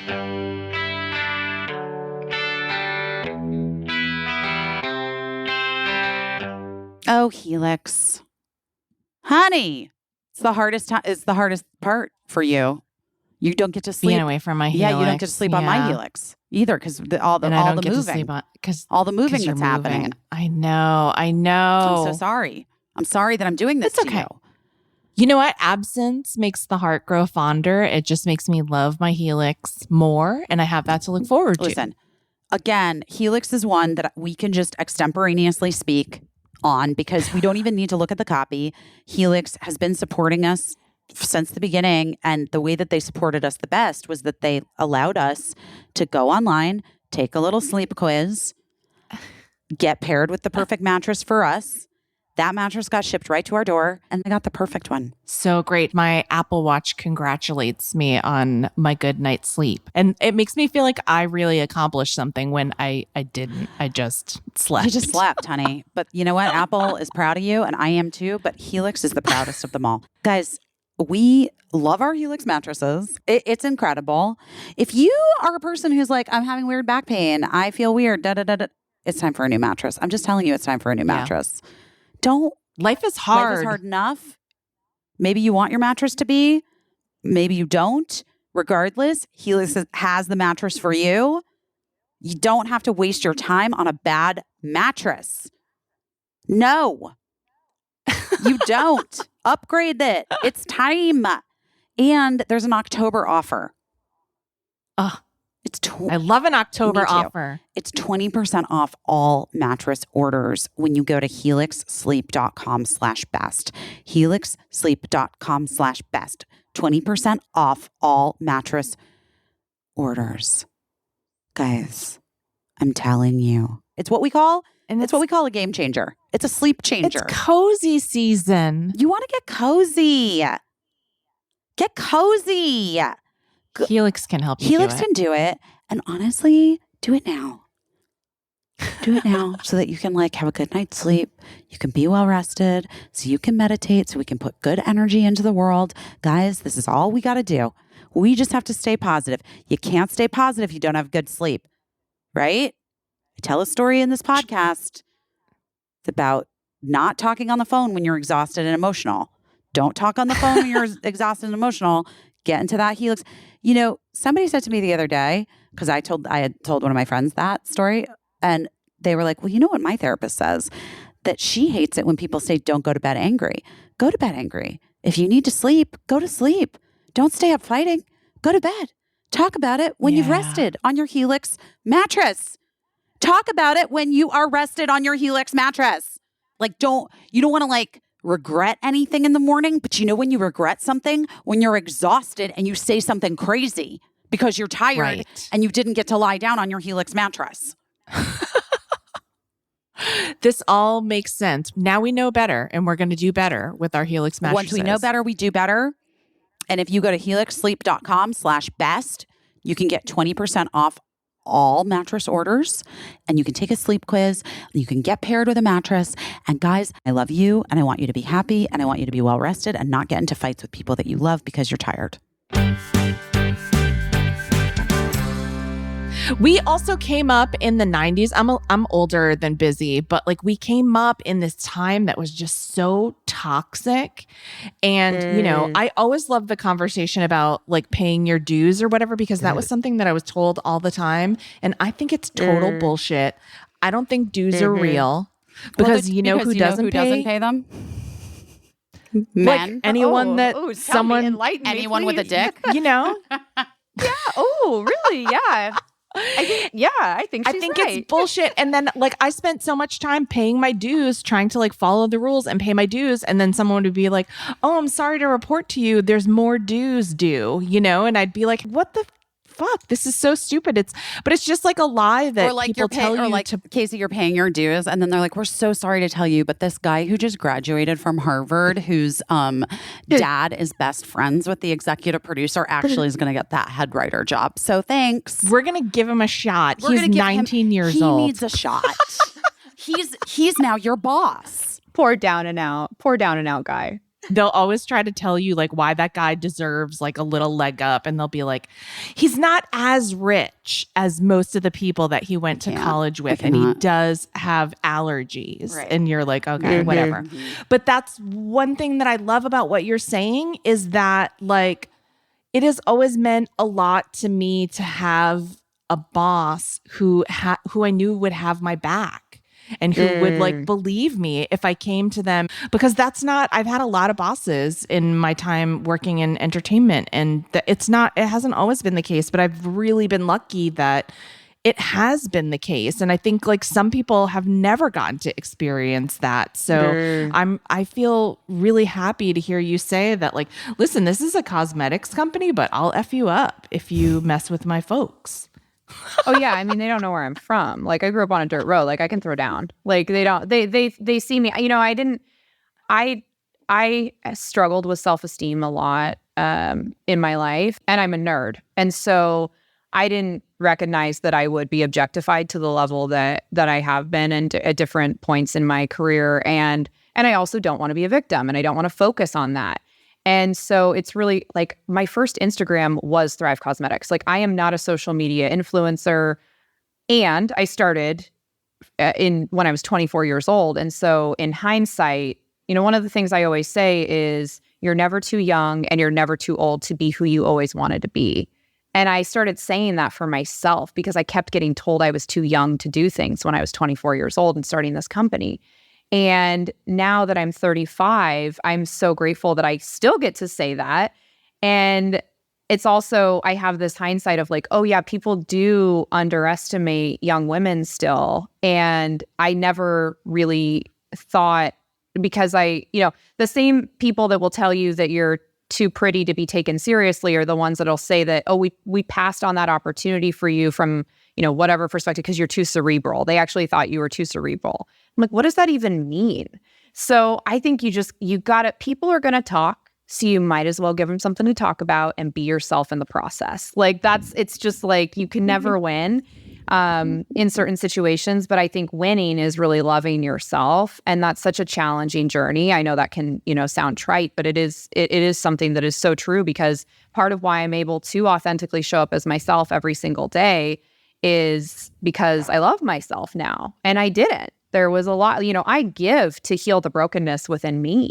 I've had a lot of challenges in my life, like so many people. And that's why, like, when we're talking about the foster kids, like, they're healing me. I'm not doing, there's no amount of money, there's no check big enough, no amount of mascara or lipsticks that I could donate to replace doing the work to find that self-love within myself, or to repay them for what they've done for me. Like, these charities have healed me. This is the community I've always needed. These causes we support are a reflection of our community that has really been cultivated through our customers to really heal the world. And I think it's so beautiful that I get to be one small part of that. It's incredible. Yeah, that's amazing. I love that. Thank you. Well, it's really unusual for us. In fact, we've never done it on the podcast. We've never had a CEO or a founder of someone that we also have like a relationship with, a brand that we have a relationship Really? with, No, a partnership we've never done it. with. I'm honored. No, Thank yeah. you. Because, like we want people to understand like where we're coming from, and that we always say like these brands that we talk about in our ads, they're brands that we really love and that we really use every day, or we wouldn't try to sell them to people. But what you have done is so above and over just being a brand that we just really wanted to talk to you, because we really wanted to hear. We feel so good about it. Like we always say, we're like, you're gonna buy these because they are the best. You're gonna buy this mascara. We love all the products. I love all the skincare is so good. My family fights over the face wash. Bright Balance Cleanser. Yes. They Oh my gosh. I always get in my shower and then the bottle's missing because someone went into the shower to borrow it. And wait, I will send you 10 bottles. And have you tried the pro tips that's on the bottle where you leave it on your skin, on clean skin for like 3 to 5 minutes? No. Yes. Every time. I suds it up and it'll leave it change in there. your life. Oh, it's so good. It's the so pineapple good. enzymes going to work. Yeah. And our team made that one. That is like my dream cleanser because it doesn't burn your eyes and it removes waterproof makeup. And that is a testament to teamwork. One of our values at Thrive Causemetics is yummy. 1 team, 1 score, and they did that. Oh, wow. Yeah. That's incredible. It's such a good product. They're all really good products, and that's great. There's a lot of good products out there. But then what you've done is like, well, what we've been talking about, it's above and beyond, and you have like front loaded your entire business. I was thinking about it and I was like, I'm trying to think of who else does that. And I don't know of anyone else who does that. I know that billionaire Mark Cuban also tries to do a lot of good, but I don't know if he was always like that. It's only recently come to my attention that he's trying to like get these drugs to people inexpensively that need them. But oh yeah. I was trying to like what other businesses are out there just straight off the top, like giving a cut to all of these amazing causes and many different diverse causes. So like, yeah, I feel good about buying your stuff because I don't believe in guilty pleasures. I don't think we should feel guilty for the things that we want and that bring us joy or that are useful to us. But cosmetics, I think, is one of those things because it's one of those things where I think you could say like, well, maybe I should buy like a drugstore brand. I shouldn't spend whatever on a mascara. But you can feel good about spending money that you were gonna spend anyway because it's like, it's not just for you, it's for other stuff. So that's like a win-win for me. Oh, thank you so much for saying that. It's what lights my fire every morning. I mean, there's so much more. The why behind why I do what I do has grown so big because I work with such exceptional humans. And I never knew I could love my job as much as I do now. And at the end of the day, I still had that journey of being able to be one woman in a room, feeling the isolation of my apartment, and not having the privilege of being with a team, believe it or not, Caissie, it was actually quite challenging to find charities over a decade ago when I was starting the business. Wow. So to have 600, like sometimes I have to say to the team, like, do you guys know how big it is that we can write a check for $1,000? Like we're talking about $100,000 in this month and, again, $150 million. Like, yeah. But I'm like, we gotta stay grateful for the $500 moments and the $1,000 moments because that's a big deal. So thank you for saying that and recognizing that because for an organization like my movement, which is eradicating period poverty on the islands of Hawaii, like $1,000 can change the game for them. And yes, we've donated tampons. millions to Dress for Success. Yeah, and we've donated millions to Dress for Success. I always say there's no giving partner or charity too small or too big for us to work with. And working with the small grassroots organizations locally in those communities, like where I grew up, is really important to me. And so, yes, I live in LA. I spend a lot of time in Manhattan, and there's incredible charities in those areas. And there's a lot of work to do in both areas. I think about Beauty to the Streets, who's Shirley, who's feeding the people on Skid Row. She's now expanded all throughout the country. I know that. We She's have to do this incredible. together. We have to, okay, well, we'll be there on Giving Tuesday. You should come. I mean, literally in New York, I'm going to be at Bottomless Closet, one of our giving partners.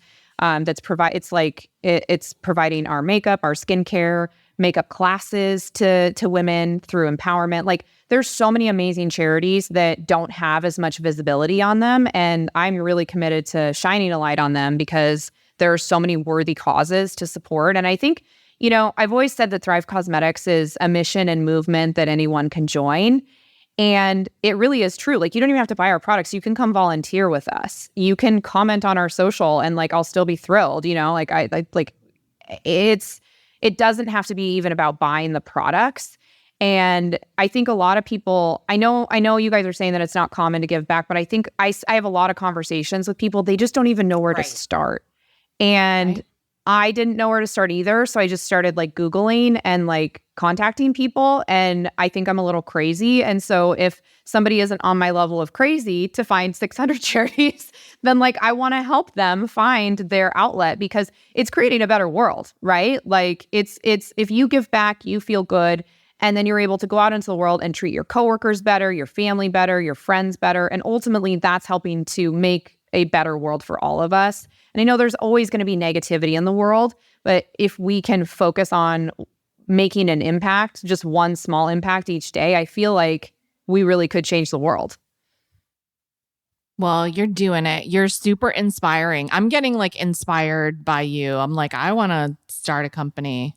What's my company? Do it. Call me. I'll brainstorm later tonight.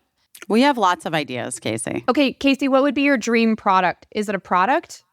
Oh, you want to make She makes her own deodorant. I do. I make my own deodorant in my kitchen because I think my deodorant is better than all other deodorants.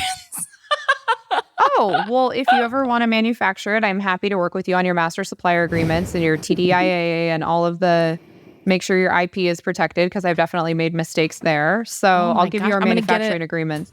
I'm going to get an MBA, a private MBA from Karissa.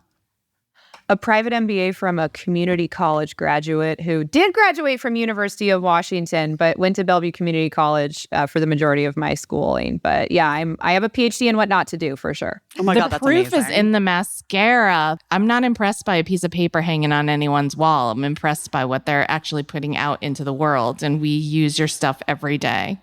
Oh my God, every day. Thank you. Can I buy your deodorant? Could you make 10 of them and I'll buy it? Yeah, I'll send it to pay. you. I'll buy it. I'll buy it. Charge me at least $20 per bottle. All right, I'll send because you price is a communication tool to your customer. And and we're gonna. I'm always looking for a good deodorant, and I've manufactured a few in my day, and I'm happy to if you ever wanted to scale it up. I have really great friends in manufacturing that I've been in business with for over a decade. And like 50 Cent says, I talk a lot of shit because I can back it up. So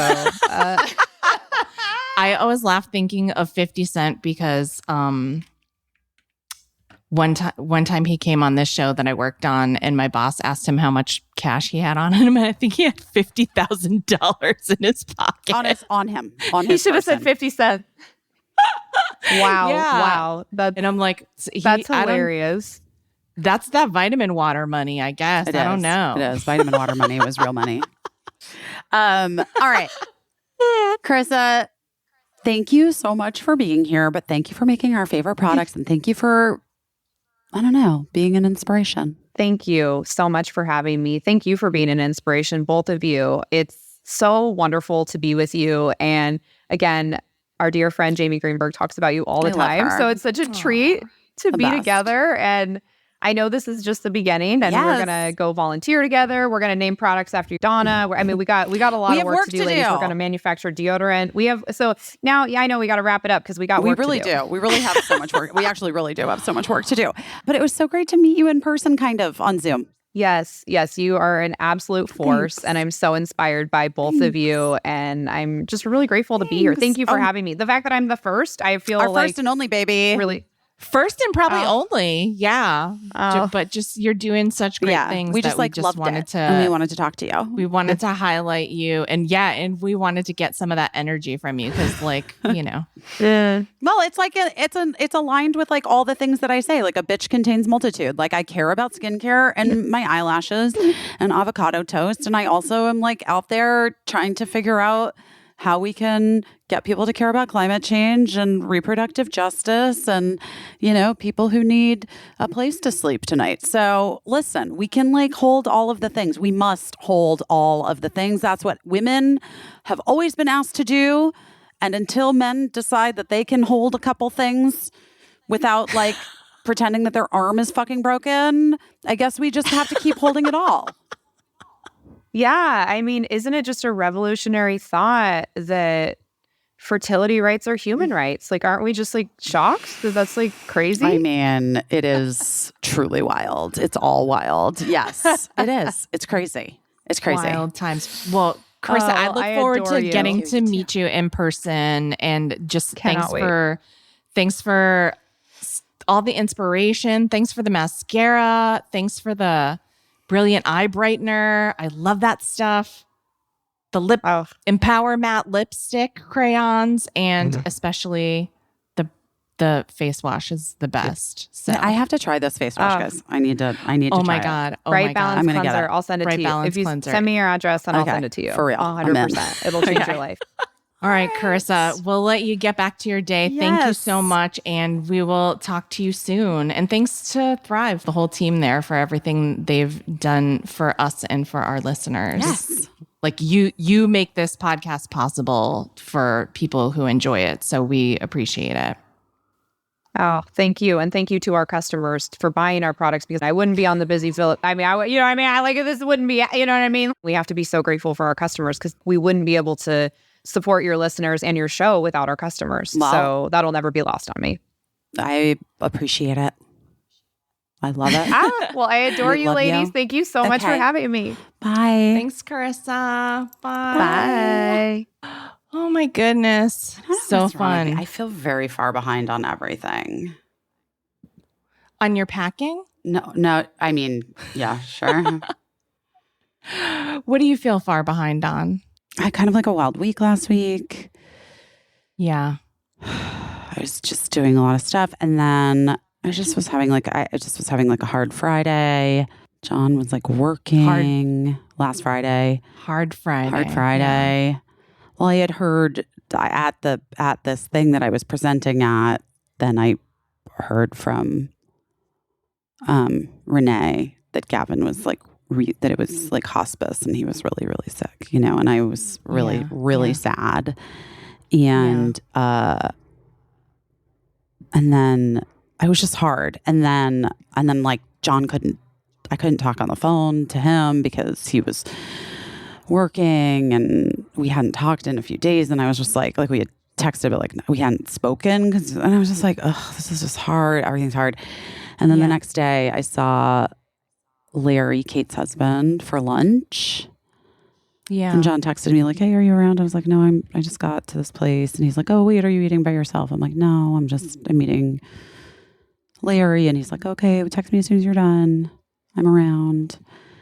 And then I like texted him, and I was like, I'm just going to go to pottery and like just whatever.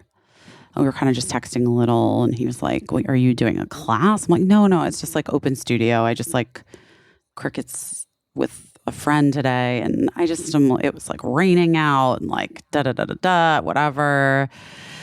And then I was like wedging clay, and I was like typing into my phone, like, if I'm being honest, like I don't have any plans, because I was like secretly hoping that he would like be able to come back, Right. And Right. so I like had in my phone, like, if I'm like, I'm kind of pathetic. Like, I don't have any, whatever.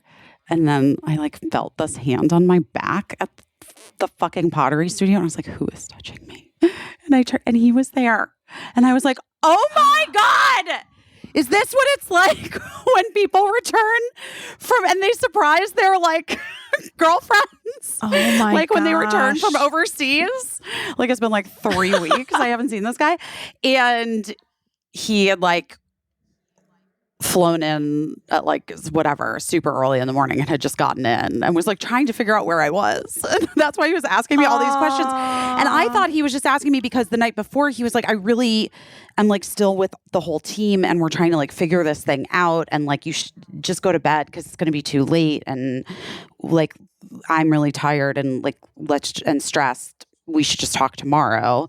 And I actually like really, I think I'm getting better at that shit, which is like, I didn't take it personally the night before. Right.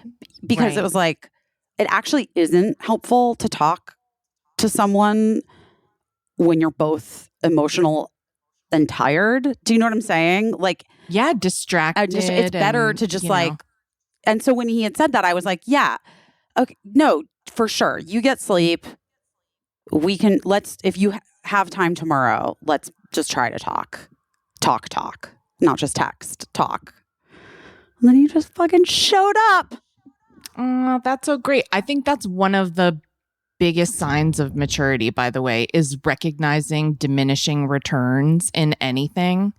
Like when something's not going to be helpful at all, to just not keep doing that unhelpful thing and not pressing it because I don't know why we press it, but that's so great. What a great surprise. It's like a little rom-com. That's the second best thing that could happen to anyone at pottery. The first thing being the ghost of Patrick Swayze putting his hand on your shoulder. But that doesn't happen to everybody. I was grateful that it was not a ghost. I have to be honest. I don't think I was in a place that I would have been into it. If the ghost of Patrick Swayze put his hand on your shoulder, you wouldn't have been into it. I don't know. I don't know if I would have. I think I would have just been like, not now, Patrick Swayze.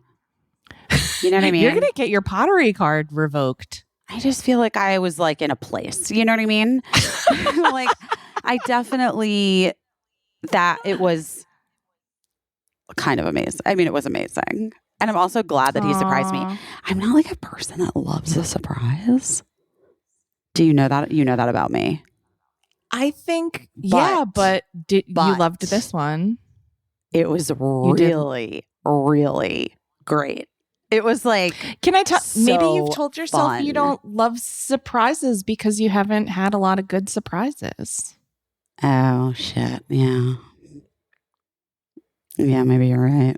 Maybe I'm like, oh, I don't like surprises because every surprise I've ever had has been bad.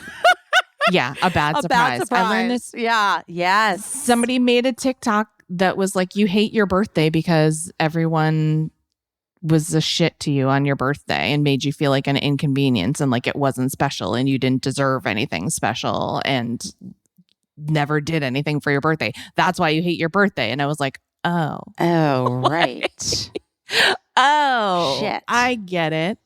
And by the way, like my last birthday and my very many birthdays since my life has been different, I have loved. So like it's time for me to stop being the I hate my birthday girl. But you know what I gotta say? That was like What? the greatest surprise. That was so fun and then just the best. So maybe I love surprises. Maybe you love surprises. Maybe surprises Maybe are that's the best. Because they're really good.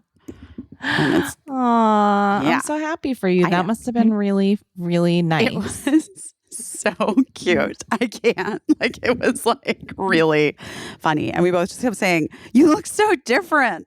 But like, we don't look different at all. But it was just like, it was like wild. It was wild. Not seeing someone for 3 weeks is weird. Like, we've obviously FaceTimed, obviously, you know. Yeah. But like, Yeah. It's a long time. It is. It's hard to be apart from someone that you wish you weren't apart from. Yeah, it's so true. trying to be cool. I don't even know what it is. You know what I mean? I don't know. Whatever. Yeah. Ugh. Yeah. I hear you. I hear you. Well, what are you doing your best at this week? Well, last week I kind of really started focusing on trying to meditate more Nice. because I do feel like there is a lot of darkness in the world. And I feel like, I've had this conversation with several people in my life that I respect. And I feel like one of the most powerful things you can do when things are overwhelming and it feels like the dark forces are closing in is not to ignore necessarily, but to protect yourself a bit and then project only positive and loving and healing and peaceful vibes and understanding into the world. And like, guys, I'm not a great meditator. Anyone who's listened to this podcast for 1.5 seconds could tell you, no, that bitch is probably bad at meditating because it requires you to like Be still. go inward. Also, though, by the way, Yeah. one thing that like my TM, like my meditation teacher years and years ago really helped me with was that he was like, you don't have to be still. If you feel like you have to itch your nose, fucking itch your nose and then go back into it. You know what I mean? Like, because I think that was the thing that always was like taking me out of it was that I would get in my head about not moving, but then that would be what I would be actually focused on, which is like that's not meditating. That's just focusing on trying not to move or whatever. So, so yeah, I would say that like that was like a helpful reframe. So if anybody has that in their head, I would say my meditation teacher, and I'm not a meditation teacher, but my meditation teacher did say to me, if you feel like you have to move your body or if you're in a weird position, move your body. That's all right. And then just go back into it. So I have been trying in this time, and as we head into this election, and with everything that's going on in the world, this last week, I've really been trying to every day, sometimes twice a day if I'm really good, but at least once a day, just meditate and just really think, just like ground myself and try to exist in the place that like there is so much good in the world and there are so many people that want to help and show up and do good. And there are so many people fighting for peace. I was able to go to that. Did we not even talk about that? Did that happen since last time when I went to the Clooney Foundation? It was for amazing. Justice? We didn't even talk about it. Are you fucking kidding me? Can we talk about it for 2 seconds? Yeah, talk about it. Because they honored several people were honored there. There were incredible presenters.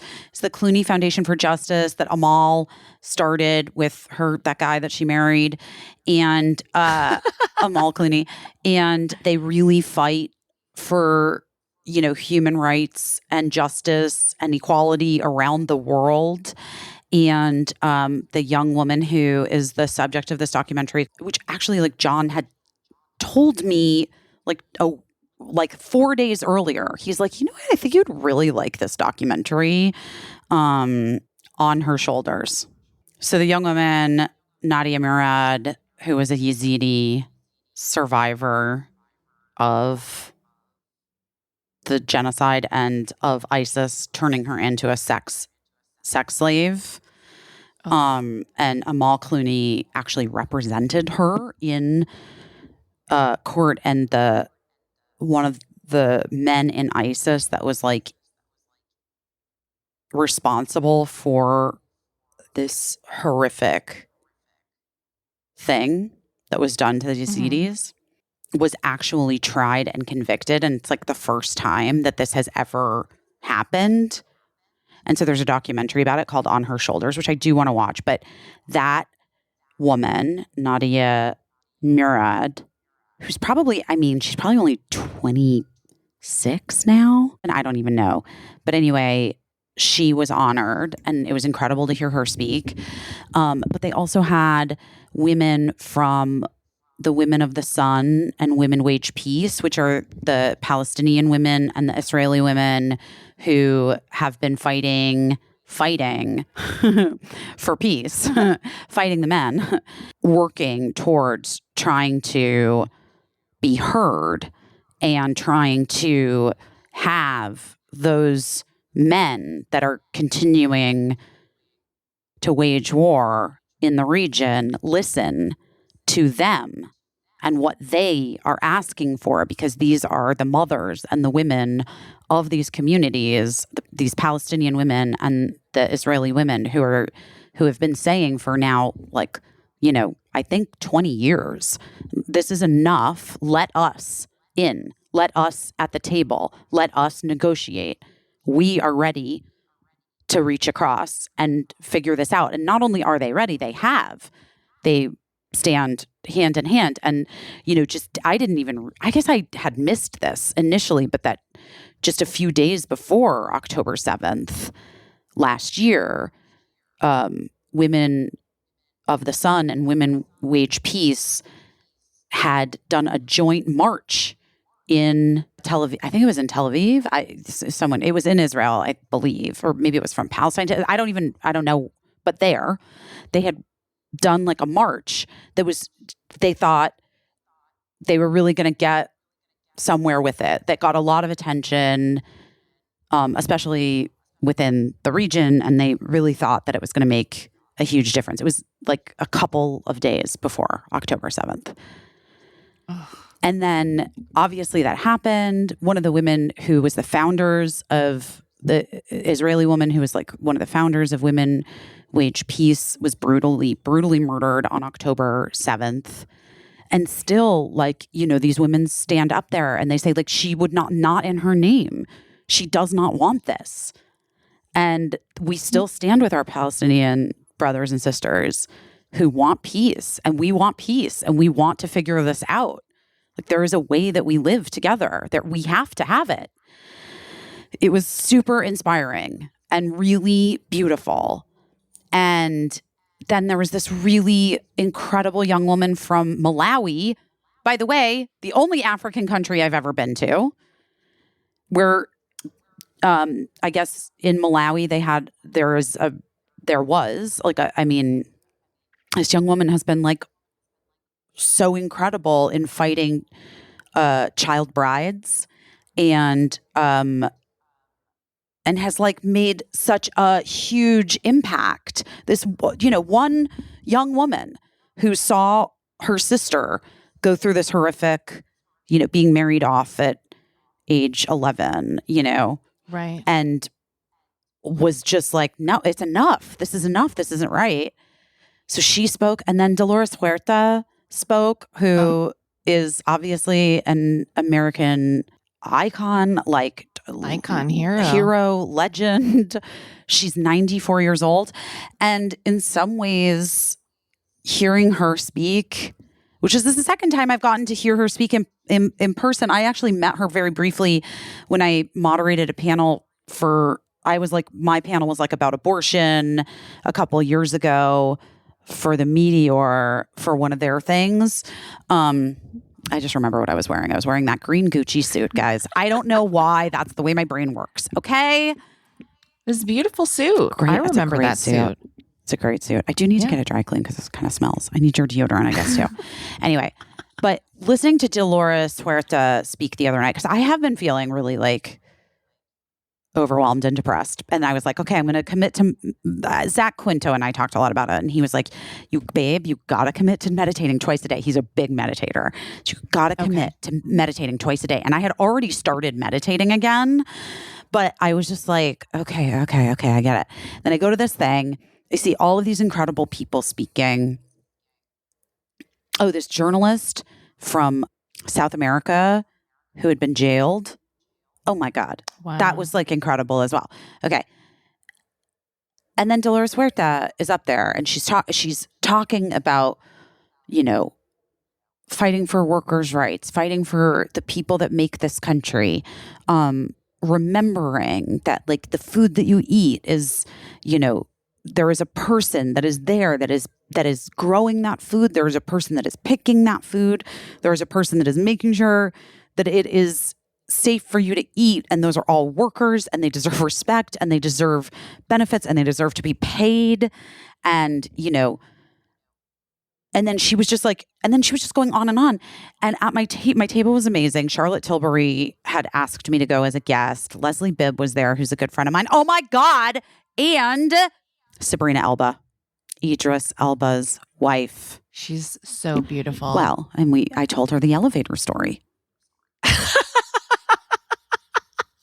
What did you say? She like remembered it, kind of. She like kind of remembered it. And she was like, you know, what's really funny? We didn't even really go out that night. And I was like, well, I wouldn't have either. I would have turned right the fuck back around, Sabrina. I was ready to go with you wherever you were going to go. But she was incredible, you know, and she's like she's an activist and like really, and she does so much work. Like, you know, she does for different foundations and organizations, like women empowerment and female, or like around for organizations worldwide. And she is so incredibly beautiful, like to talk to, or to look at. But then, and I told her the elevator story, she really thought it was funny. And then she was like, I said something, I was like, but the two of, okay, Idris Elba, and she goes, listen, let me be real with you. Like, some days I'm just like, how is this my life? Like, how did I find, she goes, how did I find the man of my dreams who treats me so well, who's such a beautiful soul, and it happens to be Idris Elba? Aww. And I was just like, Sabrina, is there room on the couch? I'm just asking. I'm kidding. But the Dolores Huerta part for me was so impactful because I made eye contact with Leslie and she was like, she's incredible. And then the guy, actually it was Charlotte's husband, George, who was sitting next to me, was like, how old is Dolores Huerta? And I was like, I don't know, like in her 80s. And I fucking looked it up and she is 94 years old.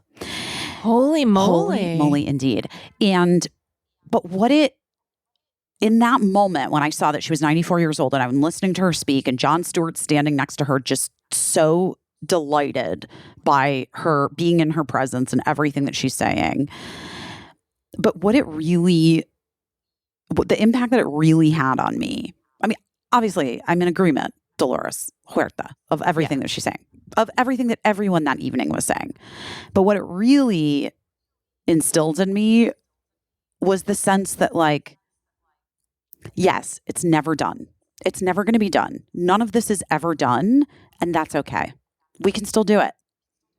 We can still do it. We can still keep showing up.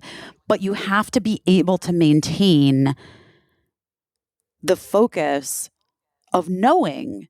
Like, I think that there's a trick in your brain. Like, people who show up to do activism work or show up for politics thinking that it's finite, that there's an end in sight, those are the ones that get overwhelmed and exhausted. Do you know what I'm saying? Yeah. And like, obviously, like women of color and Black women have known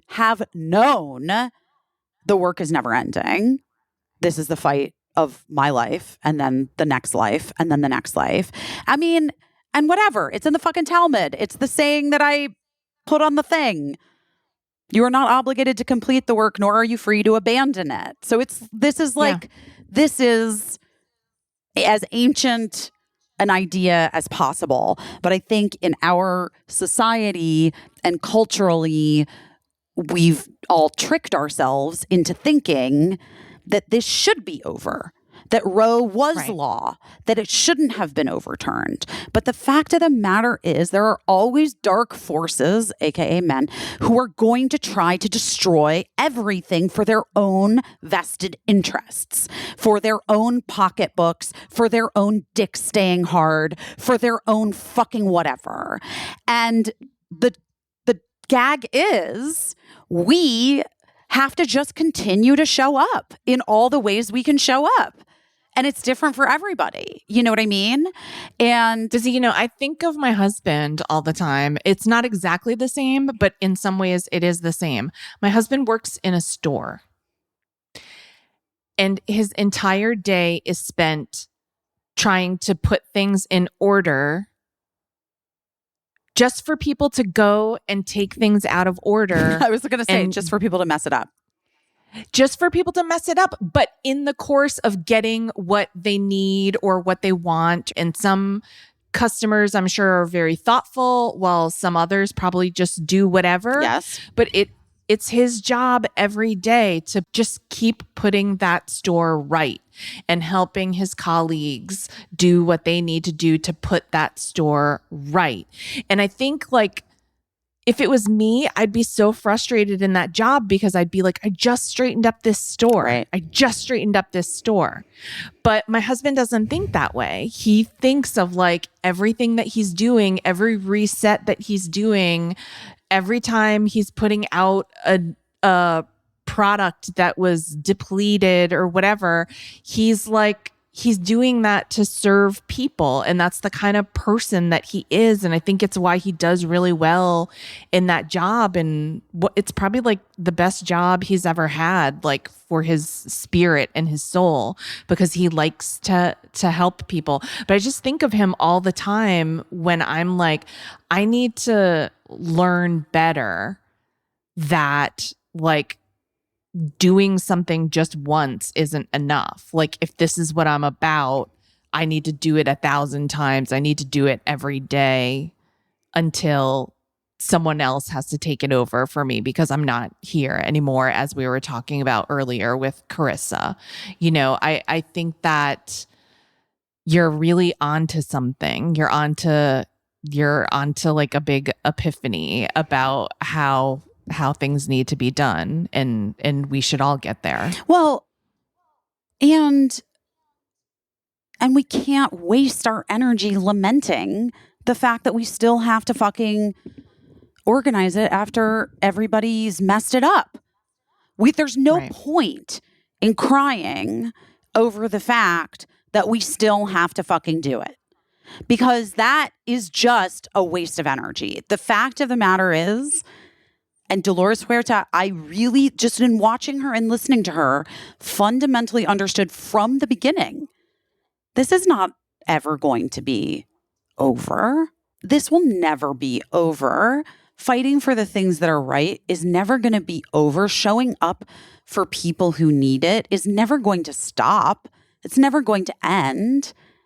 And these dark forces are never going to stop either, because they're driven by whatever the fuck it is that they're driven by. And by the way, it doesn't matter. And I can't spend any more energy or time or honestly, even interest in it.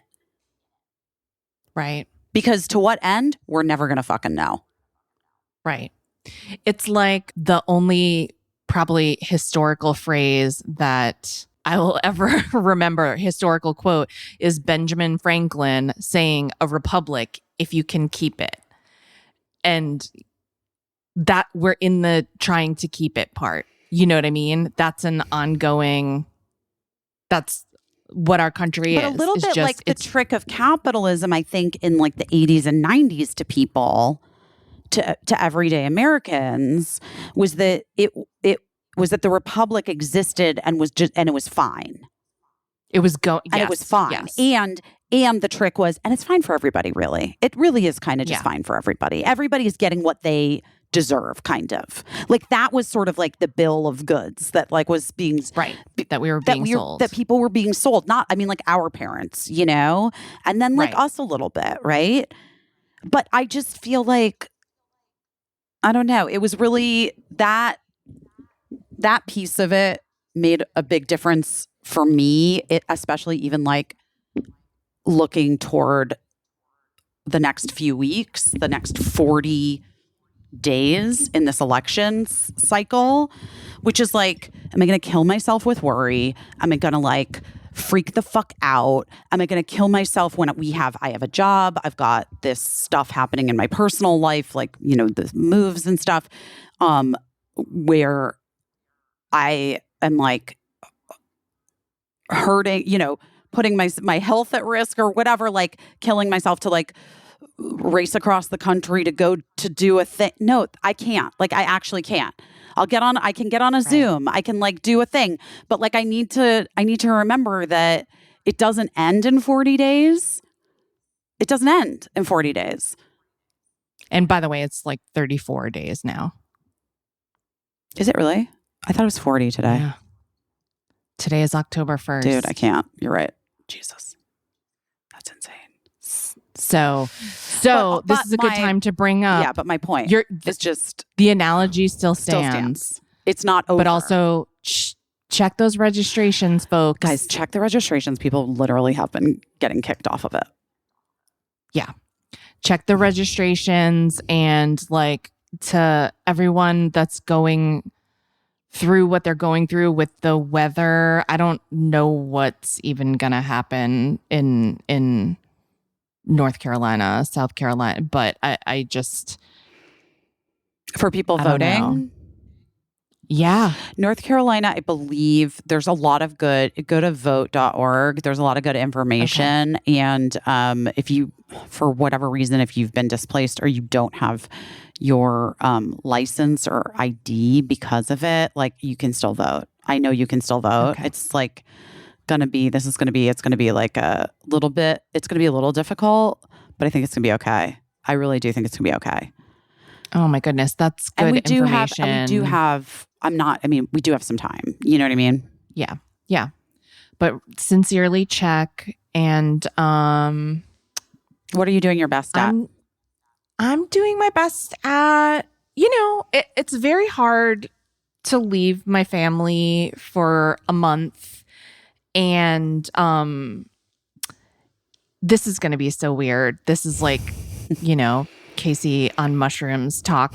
I allow myself to watch TikTok, like if I'm walking on my walking pad or whatever, because like I can become the kind of person that's like watching TikTok for an hour when I should have been doing something else, and or like social media in general.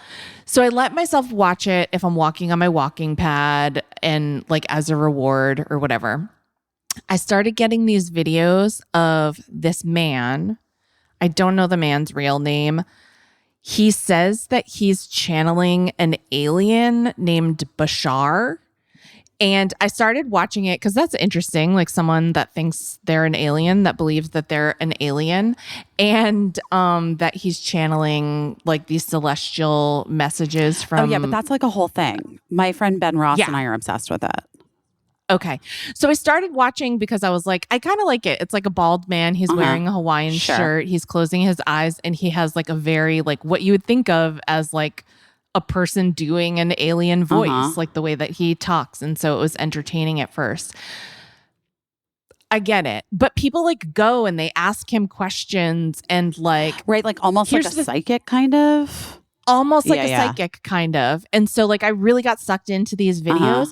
And I want to say that like, do I believe that he's an alien? We don't know. No, I don't know. Is he speaking for... I do believe he's like an excellent therapist or counselor in some way, and that he has some really good nuggets of advice in there that it would be so weird for me to say, like, I got this really good nugget of advice from this man channeling an alien. But the truth is, like, he said this one thing to this kid that I haven't been able to get out of my mind, which was this kid came up and said, like, can you tell me everything I'm supposed to know? And of course that like got a laugh. And like, I love that that kid knew that he was asking a funny question and he knew that the crowd was going to laugh. And then Bashar, the alien, said, yes, actually I can. And I have said this before, but I will repeat it. And so what he said was, no matter what choice you are presented with in life, go toward the thing that you can do with the most joy. Oh my God, I love it. Go toward the thing that you most want to do, that most excites you, and then do that thing with no expectation for an outcome or what you'll receive in return for what you've done. Just do it for the joy of doing it. And that is legitimately all you need to know. And so like, sorry, we're in the office right now and it's the time of day when the cleaning lady comes and she's amazing and she's working really hard, but she is crinkling garbage bags out there. So if you hear Okay. garbage bags, I didn't hear it, but okay. that's what it is. There's a lot of garbage cans out there. There's like 100 garbage cans. Okay. So you know me in office garbage. Yeah, I do. So anyway, I've been thinking a lot about that, like in terms of like, it was really hard to like pack up my stuff and leave my family because I love my family. Yeah, of course. I love my family and I love spending time with them. But like, this is something that like I'm able to go toward joyfully. Like, this is a good thing. Yes. It's such a privilege to get to do it. And so to live in the space of like, oh gosh, I have to be away from home and I have to be away from my kids and my husband and like, but it's good for all of us. It's good for all of us. You know, it's so basic and so silly that you forget that, but we really get locked into these patterns. And sometimes those patterns are like pretty desperate. Like, and I don't mean like desperate, like you're a try hard or a pick me. I mean, like you're filled with despair because you're like, what am I doing? I'm doing the same thing that I did yesterday. And like, I'm not making any new choices and I feel very stuck. And so like, this is a gift for me to be able to be here and doing something creative and working with people that I think are really kind and wonderful and like getting to be with you and doing this thing and also like getting paid for it. It's a job and that will alleviate some of the concerns that I've been living with. But also like sometimes like a gift comes with a little bit of a sacrifice and like the sacrifice is the job is here and it's away from my family and, you know, and no one's making me feel guilty about it. And you know, because my family is great. And so like, I really had to wrap up that despair and that like anxiety over coming here. But I'm proud of myself because I listened to that alien man and I was like, you have to like go toward joy. You know, you have to go toward this thing that like you're being given a choice. And you know, obviously I was never gonna not choose this, but it did help me say like, okay, so you chose what you chose. Now like sit in the joy of it because not everybody gets that all the time. And so I feel proud of myself for not being like a fucking pill, to be honest. Well, I think that's great. And I also just feel like it's all the same thing. You know what I mean? Yeah. And we really got to like go toward the things that bring us joy.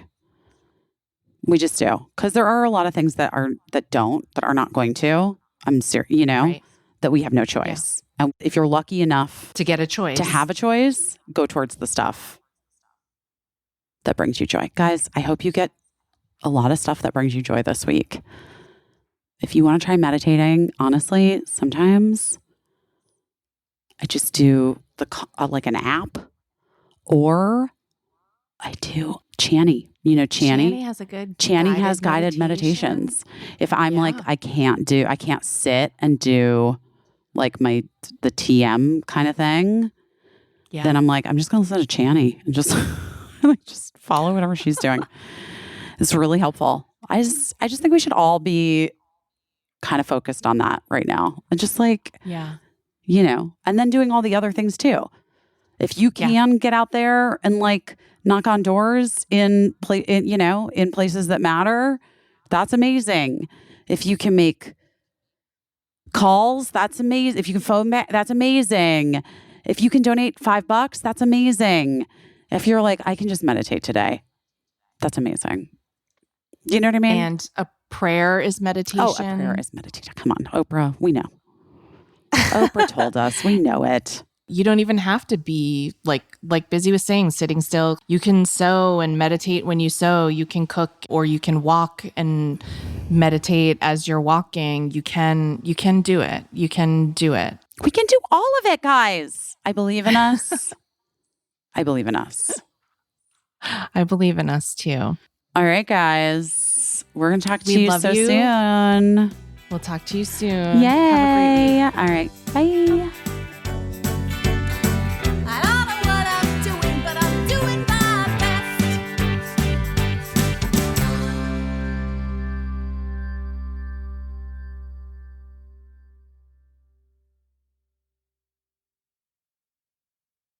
Oh, no.